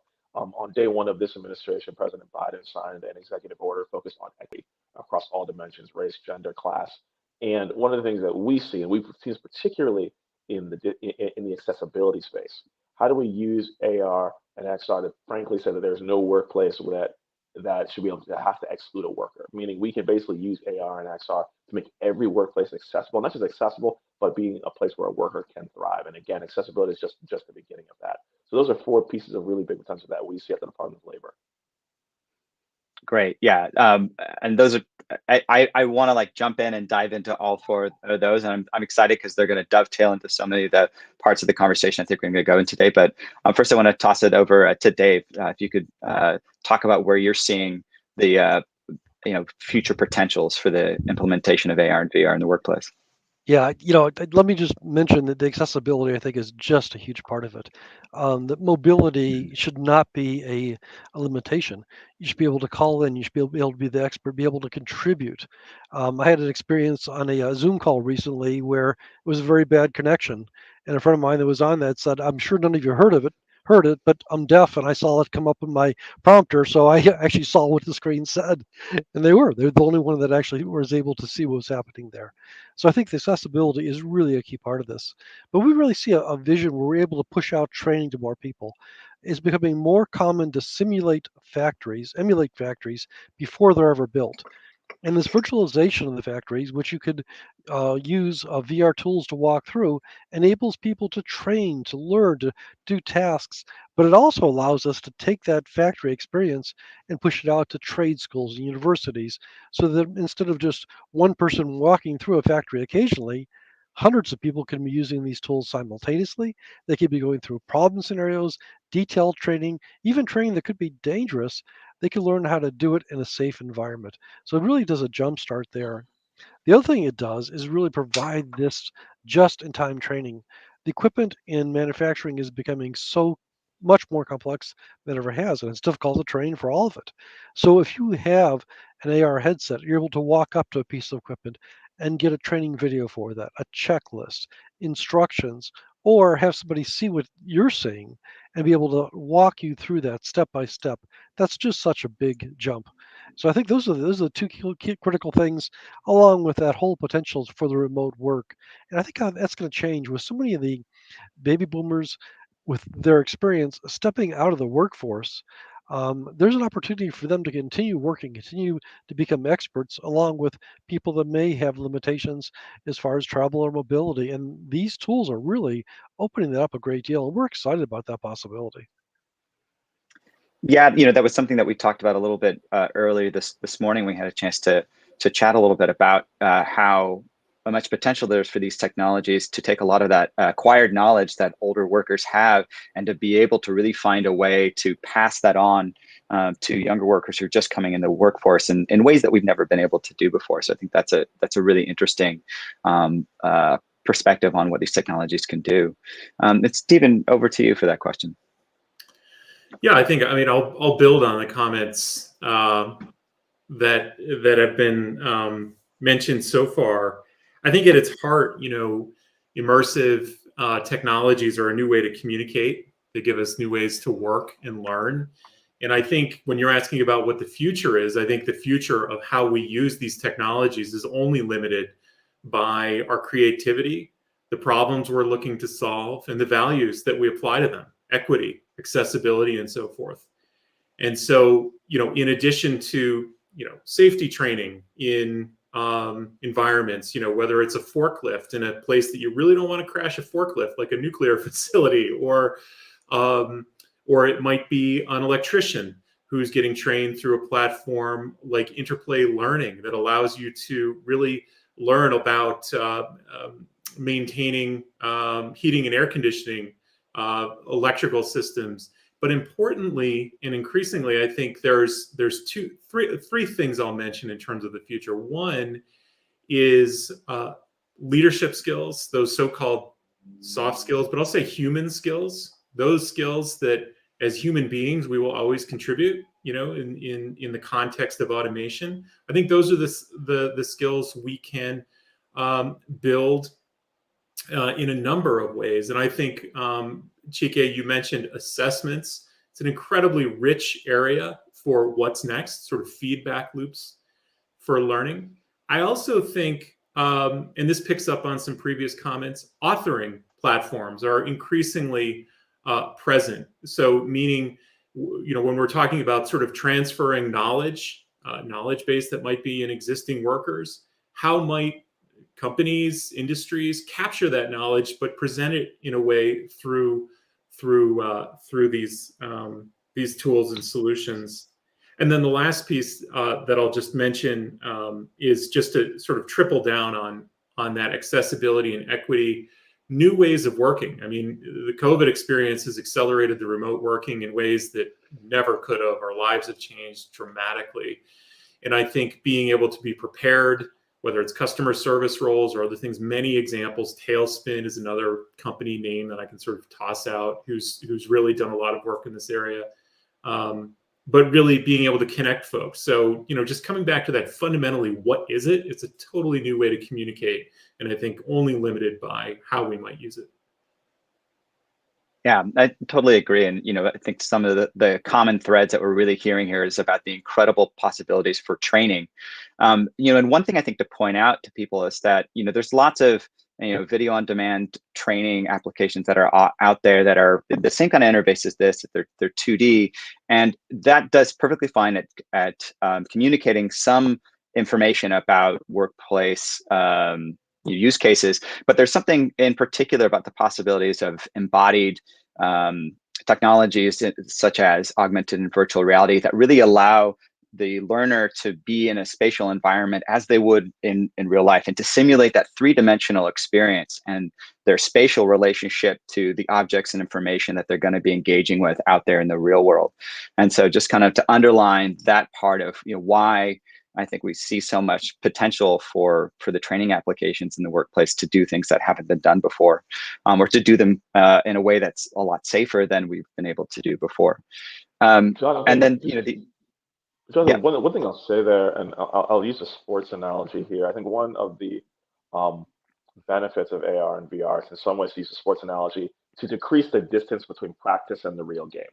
One thing that I think that I've seen, whether that be in retail or whether that be in other spaces, being able to simulate, in some ways, the stress, the tension of the environment for anyone who's seen some of this stuff used for customer service. So, for example, the experience of having a customer who is mad at you because their cake is wrong, so on and so forth.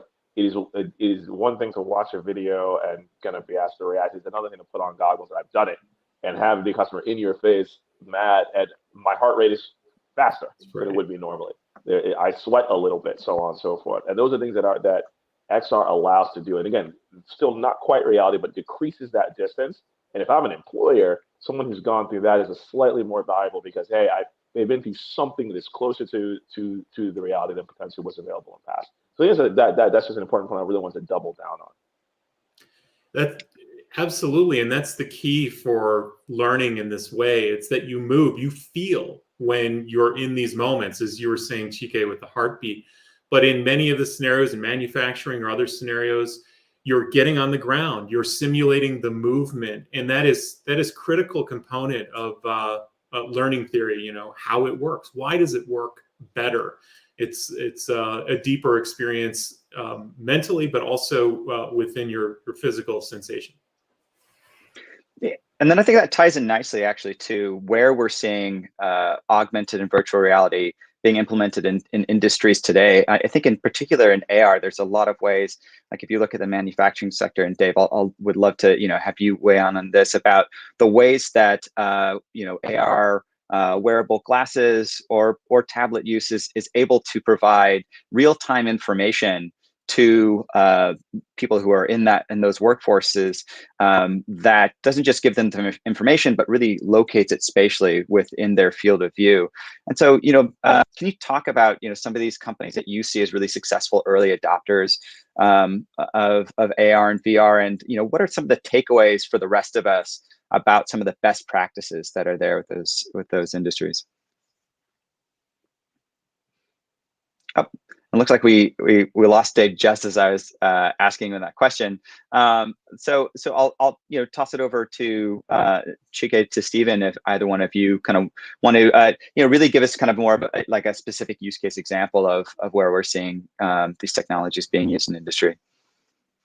I mean, you heard Stephen mention Tailspin, so I'll name them as well. They're a company that I'm familiar with, but the example that I use is actually in the insurance claims adjusting space. They were working with companies like Farmers to basically train folks to do insurance investigations. So imagine you're someone who's doing this. A headset is mailed to your house. You put it on, and all of a sudden you are in a house that's had a fire. And you are now learning how to do that investigation. And by the way, at the end, your assessment will be you put on the goggles and you do it again with no assistance. Customer service and anything kind of customer facing. We've seen this in the retail space. So basically, again, you are behind the counter in a grocery store and you are making a birthday cake. The customer is upset because you maybe got their loved one's name wrong, and learning how you deal with that in a way that is productive, along with procedure, as well as just in keeping with kind of just good kind of relationship management. So those I think are really, really interesting. And again, at Labor, where one place where we're really interested is having XR writ large to be able to, again, figure out where human beings don't have to be in dangerous situations. And you'll hear me use the mine example because it's a very real one. Sadly, every year there are mining fatalities in this country. And so figuring out how you can even obviate one of those is worth it. So I'm sure Steve has other great examples. Yeah, I'll build on that. I mean, I think considering the future of work and learning, I think AR is going to be an increasingly important part. Chike was talking about a use case which is relatively one-off. In other words, you have something you want to learn, you come up to speed, and then you apply it. That's the VR headset. Whereas AR are things that you interact with throughout the day.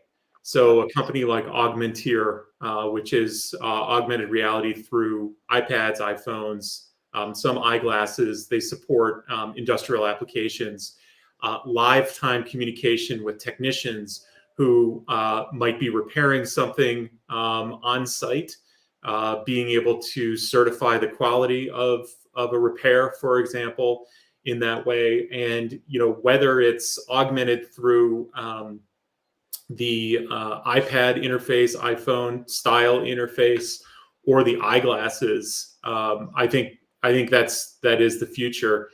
If you think of logistics as another example, I've seen envisioned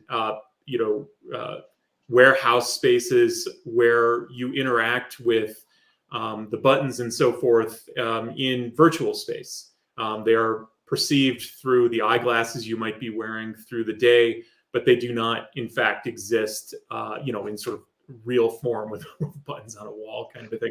So I think that's signaling a little bit of where we're headed. I think that virtual reality is incredibly useful and important for those immersive, for those things that you are learning, sort of skills that you might apply again and again. And then augmented, I think will actually be, in terms of the market, I think it will be a much larger percentage of what is happening in the future, simply because people will have these devices, either wearables or with them all day through their day, and using them throughout like email is for us today. I think this. Yeah, I think. No, say this is actually a really important point. One, because of the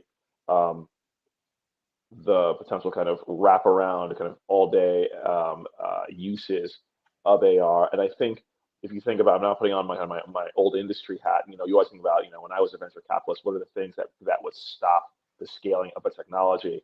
I think in this regard, one of the things that I think we're still very nascent in is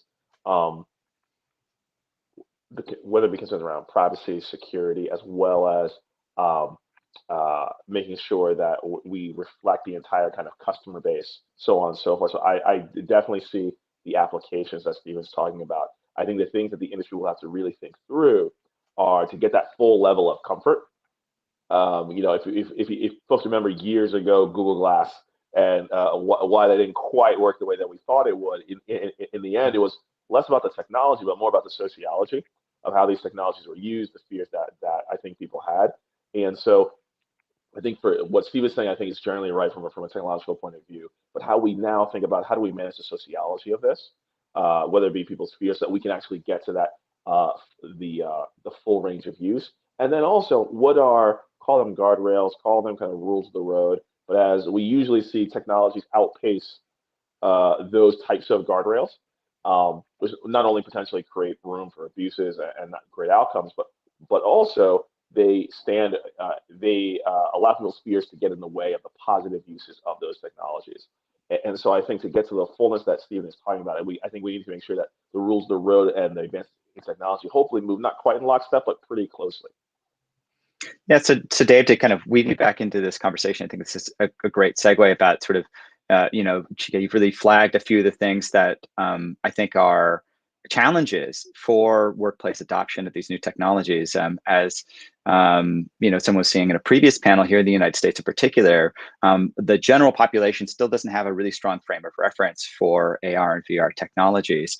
And I think that there is a challenge for employers to be able to introduce these technologies in ways that do address people's privacy concerns, comfort concerns, familiarity concerns, so that they're seeing them and seeing where it can be, where there's a lot of potential, and are then excited to take the time to learn how to use them.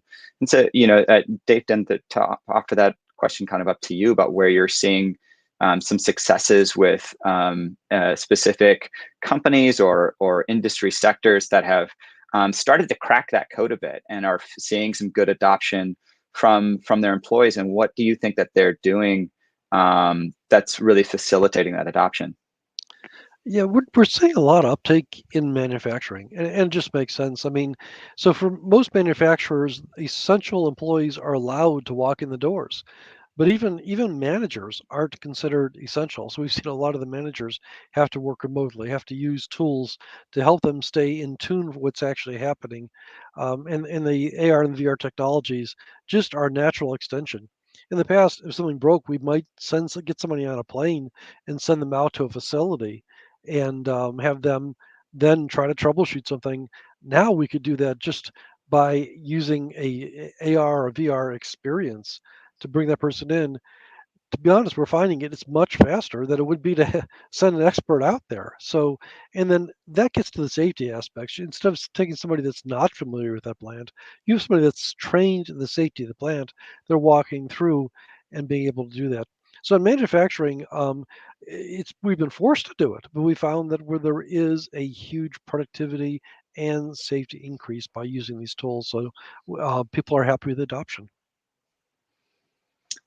Yeah, this kind of brings up this question about, as Chike was alluding to, about there's these sort of two tracks. There's the track that the technology is going on, and then there's the policy considerations around it to kind of create those guardrails. And I'm curious to hear from any of you about what you think some strategies can be to really foster a useful conversation between the policymakers and those who would be kind of the employers who are trying to implement those policies or create their own policies in the private sector, so that those can best converse with each other. As we know, the technology is changing so quickly that trying to peg something not policy-wise to a specific technology can sometimes be a bit of a futile endeavor. But are there some ways maybe to think about it broader and in a more conceptual fashion? I'd say a couple of again, less specific policies, but more their kind of buckets of concern, I think. And they don't just pertain to AR, VR, they pertain, I think, to all emerging technologies. The first is all these technologies allow a far larger collection of data on particular individuals than we've ever had before. And there's a question of what happens to that data once it is kind of taken from me, whether it's me wearing a headset, potentially me wearing a set of glasses or contact lenses even. What happens to that data? Is it my data, being the worker? Does it belong to employers? I think working that out and making that really clear to all parties involved, I think, is really, really important. Can that data be resold? All the questions that we deal with data overall, it now is even a bigger question with AR and XR, because we're just claiming that we've never had before. That's I think one. I think secondly, if anyone who's paid attention within industry, cybersecurity is becoming an even bigger issue. Now, merge the fact that we now have a bunch of biometric data on employees that now is potentially sitting within the ecosystem of employers. How is that being secured? So on and so forth.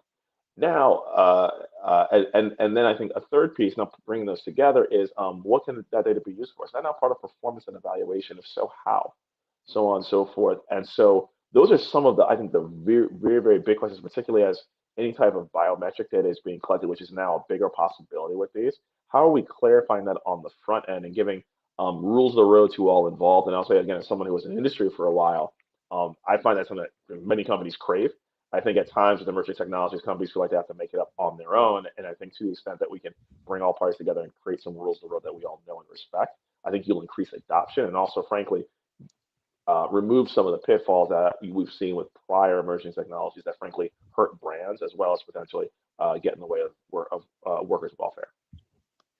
And just to build on that, I think there's some general things I would look at. So as far as the new evolving technologies like AI and even XR technology, it is evolving so fast. I think if we could look at things like data privacy and look at those elements, which should be independent of the technology itself. Look at the security, look at the outcomes. Those are areas that you would want to look at. Actually, the regulations around that, the policies around that, the technology itself, we should try to allow some freedom there and not to try to overregulate that, because that really is going to limit the adoption. So look at more of the outcomes, more of the privacy, the data usage, those things. And the technology itself, I think you need to give it a little bit of space. I'll add one sort of a little bit of a different point of view on policy considerations. This is actually something, Chike, the last time you and I had a chance to talk a little while ago was around access. And it's not directly related to immersive tech. It's related to any technology.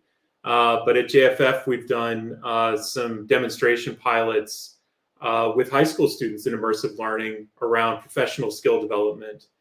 And, these are kids who live in areas who may not have, it's not every day that, 40 headsets get delivered to your classroom and, we have an experience like that. And so I think there are some policy considerations with respect to access to technology, equitable access and so forth. So absolutely, who owns the data, the biometric concerns, all of that is absolutely right on the table. I think there's also sort of another way to think about policy with this is making sure there's equitable access for as this technology becomes more of a experience of how you get into some of those higher growth positions and roles. Yeah, and one thing I want to pick up on here is that a lot of the policy considerations, either the concerns for workers or the things that policy can do to help create a good environment, aren't really that different than other technologies that are out there. And I think that's actually really good news. I would think for people who are trying to come up with smart policy decisions and have those conversations with the private sector, is that even though the technology itself is in many ways novel, that a lot of the underlying concerns that we have at the moment are not. And so, do you all think that there are some precedents for how policies have been thought about with previous technologies that come around that we can either point to as like, that's it, there's something to be drawn there that worked really well, or something that like, that didn't really go the way that we intended it. And so we have this opportunity with these new technologies to try something a little bit different. I would argue, I think history shows a lot of what not to do. And I think honestly, we're living through a lot of that right now. And in many ways, I almost would say the flip, which is I think in emerging technology like AR and VR, the instant space has the chance to potentially do it right at the start of the technology, versus I think in many places we see abuses and pitfalls later that we have to go back and fix. That's a big belief of mine. One place that I do think there may be some work is really thinking about kind of intellectual property. So let me use a really clear example. So if you go to the University of Maryland, you probably know your colleague, University of Maryland, Dr. Rayshawn Ray in the Department of Sociology. There's a lab for applied social science research where they are using XR technology to actually work on reskilling for returning citizens while they're behind the walls and afterward, particularly helping them actually do job interviews. One of the things that they think about are, it would be amazing if we could co-create content with actual employers. So for example, we'd go to Rockwell Automation, and Rockwell Automation would help create, in concert with this lab, how you do an interview at Rockwell. Now, one can imagine what happens to that after we create it. Is it purely Rockwell property, or are there kind of Creative Commons ways that we can think about this type of work, so that folks who aren't necessarily working with Rockwell but may want to work interview at a similar company could also use some of that content? So I actually think on the intellectual property side, thinking through exactly what could be a public good versus what is necessarily with the company, I think there are some ways to look at that in past, particularly in some ways as we've begun to think about content on the internet. But I love that. Yeah. So one thing reminds me is that there's been a lot of work recently on people that are on the spectrum, and just the talents they have that are underutilized in society today. But the interview process is very different, and the companies need to be aware of that, how they approach interviews, and a training that was specifically like that would be really a strong foundation to closing that gap between the employers and employees. Yeah, and I think this provides a nice segue to another area that I want to make sure we address. And actually, I see some questions that are popping up from audience that are curious about this, as well as, how, to focus a little bit on the educational part of it, and community colleges in particular. And I think that's a great place to sort of zero in, because community colleges have been really hurt by the pandemic. Enrollment numbers in particular community colleges are down, but we really recognize that they're incredibly vital for not just training younger students, but also for being a place to retrain workers to be able to take advantage of the opportunities that are coming up because of emerging technologies like AR and VR.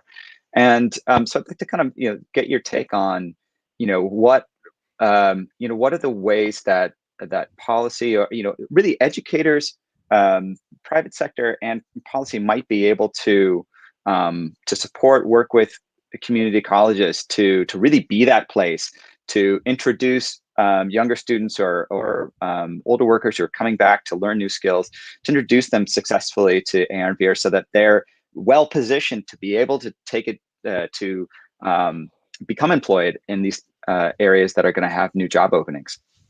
So I'm not sure if it's introducing them to AR and VR, but leveraging those as tools. So I mean, we have more people, more jobs are open than people that can apply, but there's a mismatch of skills, and the quickest way to do it really is the community colleges, to be able to get people jump started. The AR and VR can give those immersive experiences to people. Like we donated a manufacturing line to a university. It's multi-million-dollar line, and there's a few people that can use it at once. We also have a emulation of that. Hundreds of people can use that. Community colleges could use that. They can have many students on campus or calling in remotely to use that and have these immersive experiences so that they're prepared when they get in the workplace that they've been through some of these rich training experiences. And I think that's the opportunity that AR and VR provide and really can jumpstart the experiences in the community colleges.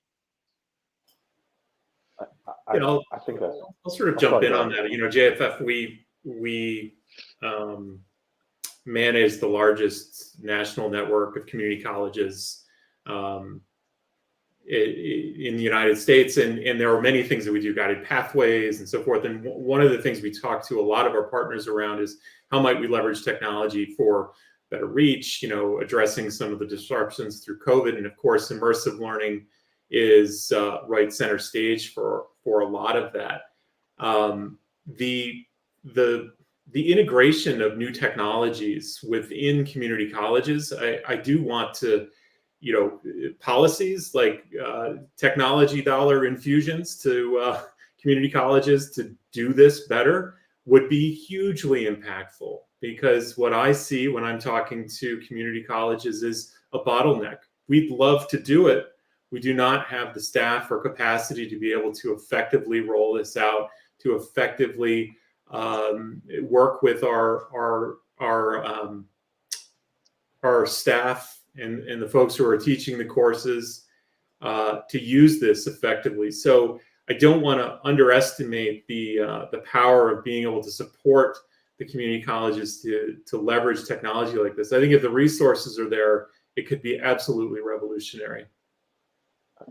I think absolutely, and I also think for existing dollars, where are their flexibilities? And so again, we have begun to see states and localities, for example, who are giving aid to students who, to buy books and things like that. We've seen that slowly begin to expand to things like laptops. Can we go a step further? Think about could a HoloLens or an Oculus headset, just as an example, be a part of kind of where some of those dollars can be leveraged on behalf of the student. And by the way, that would now be the students. So hopefully, as they move to more environments where more of that content exists, that's just one. That is just one avenue. But I would say an adjacent question here is, for this burgeoning industry, where does the workforce for that industry come from? So what we've seen with other emerging technologies, and I always use cybersecurity as the best example, in many emerging industries, there is this core of super specialized, generally people with masters, PhDs, doing the ones and zeros of that. But what you see in cybersecurity is a waterfall of middle skill jobs, which at times require a 4-year degree, at times don't. At times don't even require a 2-year degree, but are actually what we at the Department of Labor would say are quality, family-sustaining wage jobs that have a huge benefit to all involved. There's a world where the XR industry does that, and the question is now, how are we going to pipeline that? Where are the people going to come from to fill those roles and fill them equitably, so that again we can get the benefits, so that companies aren't scrambling for people, and we don't have it where you frankly have this segregation of occupation for certain communities who never see quality jobs, and frankly other communities who've always seen quality jobs seeing even more. The one thing I'd add to that is typically when we go to get employees, we're going to the engineering departments of universities. And I've been noticing more and more we're ending up in the art department with many of these technologies, and that's really where they're using a lot of these immersive technologies, and that's opening up more of the labor force. And they're actually trying to do some of the things like de-feature some of the surfaces and things like that to really make these technologies viable. And they're doing a fantastic job because they need to do that in order to do their projects. So that does open up a few more workers out there to help fill these jobs. Yeah, and by bringing XR more into classrooms and being able to support teachers about the technology and to make it as frictionless as possible for them to start to implement these technologies, I wonder if you think that goes towards this sort of broader bottleneck for XR technologies, which is a general lack of understanding or suspicion, right? There's a lot of people, peers that I talk to, and when I talk to them about working in virtual technology, it's the dystopian version of virtual technology, that virtual reality that usually they're that familiar with. And so there's it's almost worse than the problem of there's no frame of reference, but there's a poor frame of reference. And so do you think that's a possibility to address that through educational streams? Oh, absolutely, absolutely. And something that just surprises me. We've been using these technologies so long that we're used to them. But we go to shows and we sit there and for hours and hours and hours we're putting headsets on people and showing them demos, and they're just lighting up. It's something they've never seen before, and they get it. But the fact that it's still such a new experience for so many people, and to be honest, the cost hurdle isn't that high to get in here. It's a fractional price of most smartphones to get in here. I think there's an opportunity to really to scale more people up and give them this experience. I also think it sends a really important social message, which is that this is not just a technology for some, but a technology for all. And so we've seen this particularly in STEM fields, where basically part of the barrier, particularly whether it be for women, people of color, is I need to see a place for myself. I need to see people like myself in this field. So that if this becomes more ubiquitous, particularly I know we're talking about community college here, but thinking about this in the high school frame, the middle school frame, even I have a 4-year-old. Even in the elementary frame, I think is really powerful and sends a really important message that this is a job for you as well. Yeah, and I'll just add that I think adoption is accelerating, awareness, understanding, use. I was looking at a market scan that we published pre-pandemic to see what the growth numbers were, of the industry. And honestly, they're like irrelevant because they don't account for the explosion of interest and the difficulty of getting an Oculus headset and things like that through the pandemic. I think, like all technology, it's disruptive. I think this is particularly disruptive, especially in education environments in certain ways. But I think in my experience, when you put on the headset where you can experience what's going on, and the value is just immediately apparent to it. So I think the awareness of it is actually sort of like I might suggest it's sort of like an access problem. I mean, if there's access, that's all you need, because it really is a remarkable experience, especially when compared to some of the video-based learning models or things like that might also be leveraged.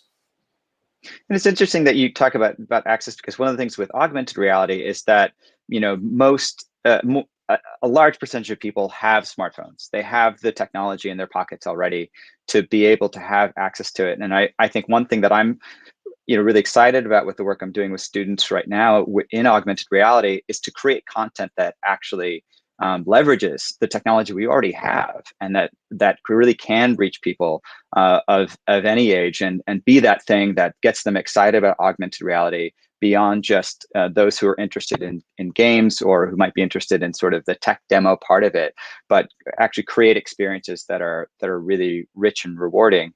And I think, it's just a reminder that without having really great content, without thinking about how we're creating engaging and meaningful experiences for people, the technology will continue to be irrelevant for people. And so it's exciting to see how we, figure out how to reach people where they're at. And I think that's become more important than ever as a result of the pandemic. I want to segue with some of the little bit of time that we have left to talk a little bit about, go back to this question of equity and in some part accessibility, which is about how employers, policymakers, solution providers at large can make sure that AR, VR solutions in the future are really expanding economic opportunities for as many people as possible. So yes, this includes the education part of it, but it is really thinking broadly, and obviously policy is wanting to sort of be a key factor in the broad ways that we think about creating an equitable groundwork. And so we've said how important it is to try to get this right at this early stage, rather than trying to catch up to something that feels like it's gotten away from us, like in terms of the economic opportunity and equitability. So are there some specific examples or ideas or directions that you would want employers or policymakers to be looking at? I mean, I think harkening back to our early at least I'll speak for myself and only myself. I think again, I don't think we have enough great examples from kind of call it the last 20 years of technology where I think we've done that well. This is my opinion. In many ways, I think again, this particular industry can do this differently. I think to the conversation we had prior around kind of guardrails, I think around privacy, security, things like that. I think getting ahead of that, I think, is really, really key. Not just because it's important to not have breaches and have integrity in our systems, but that creates trust. And again, if we're talking about something that we want to make accessible to all, trust is a huge part of that, particularly for something that may not be familiar to everyone. I think secondly, and this is just a broader question, I say this as a former venture capitalist, as a theme about accessibility and equity, it is important to think about who is in the room when the content and the tools are being designed. It is important to look at what and who do your design teams look like. I used to argue, I have a lot of pitches for problems that I don't think are that important because of the people who are giving them to me, who are not living necessarily the problems that the majority of this country are. And so as we think about truly being equitable and diverse in terms of race, gender, background, things like that, I think that's a really important thing to look at as we design these tools, whether they be on the content side or on the hardware side. I think the last piece, and I think it was Dave who talked about it, how are we examining outcomes? And so, for example, do we see different outcomes based, frankly, on different groups? And you're seeing folks like IBM test tools like this in the AI and machine learning space. But how do we take those types of tools to these emerging technologies like AR and VR to see, are we seeing different types of outcomes, particularly disparate impacts for different groups, and then potentially how can we tweak those tools going forward? So I'd say, what are the guardrails? Who is on the design team? And then how are we examining outcomes and holding ourselves proactively and rigorously accountable to that? Yeah, Chike, I love the thought of who's in the room when you're designing these things, because if we don't have that diverse experience in the room, when we look at this, we're not going to provide that accessibility. We're not going to provide that equity, that the diversity we need of the solution. So I love that element of it. I think it has to be part of it. I think the sweet spot is helping people get to that minimal employable skill where they can actually have a good job and employment there, and then helping them scale up there to become productive in that skill. And I think those two work hand in hand. If we can help people learn on the job, to upskill on the job, then it makes it a little bit easier to bring new people in as well. So I think that really provides a good opportunity. Yeah, and I honestly, I don't have a lot to add. I think it's great framing. I think, what the only other thing I would add is that, the technology space, what we're talking about is it's the same across many different kinds of technology. Like, it's the same issues. It's accelerating though, so we kind of got to hurry up on these issues a little bit to make sure that we don't fall behind in terms of what the right solution might be. Great. Yeah, I think it's wonderful. So I think just to kind of sum up our conversation and wrap it up for today, we've touched on so many of the huge potential benefits and opportunities that this technology really affords, for really everybody in society, from new workers who are coming in to employers of established companies, and can both at once be something that really benefits the private sector and also benefits people coming from a really diverse range of backgrounds and racial and socioeconomic parts of the country. And so for me, it's really exciting to kind of get in and wrestle with where we can really identify some of the concerns now around security, around access, and around understanding of what these technologies can do, and see these great conversations that happen at conferences like this that bring together people from the policy and government side, from the nonprofit sector, from the private sector to hash these out, because we find that there's lots of exciting commonalities there. So in closing, just a huge thank you to the three of you for being part of this conversation. It's certainly been very, very educational for me. I've got to learn a lot to chew on, a lot to go back and share with my colleagues. So thank you for being part of it. A huge thank you to ITIF and the XR Association for putting together today's conference. Again, if you want to follow any of the speakers, you can check out the conference webpage. You'll find their social media handles there and how you can find out more about the work that they're doing. And with that, I'm going to wrap up the conversation and pass it over to Elise for some closing remarks to today's conference. Thank you, everybody. Thank you, Jonathan, and thank you to all of our panelists, this one and all the ones up to here. This has been a great day of conversations. I know I learned a lot, and I have a lot I want to follow up on. I hope you all do as well. Thank you to everyone who joined us today on the webcast and also here in person at ITIF. It's been great having you all along with us. And I would like to thank, of course, the XR Association for partnering with us to put together these fantastic conversations, and to all of our speakers for lending us their insight and expertise. I would also like to thank our media partners for helping us to drive this discussion forward. AR Post, Immersive Wire, the International Virtual Reality Healthcare Association, the VR AR Association, and the Voices of VR podcast. I hope this is the first of many such conversations as we shape policy solutions for an immersive future. We will make a full recording of this event available at itif.org, on our YouTube, and on the conference site at arvrpolicy.org to serve as an ongoing resource in this effort. And as Jonathan said, the Twitter information for all of our speakers is available on the conference website, and I encourage everyone to follow them, reach out, and continue the conversation. Thanks again, everyone, and have a great evening.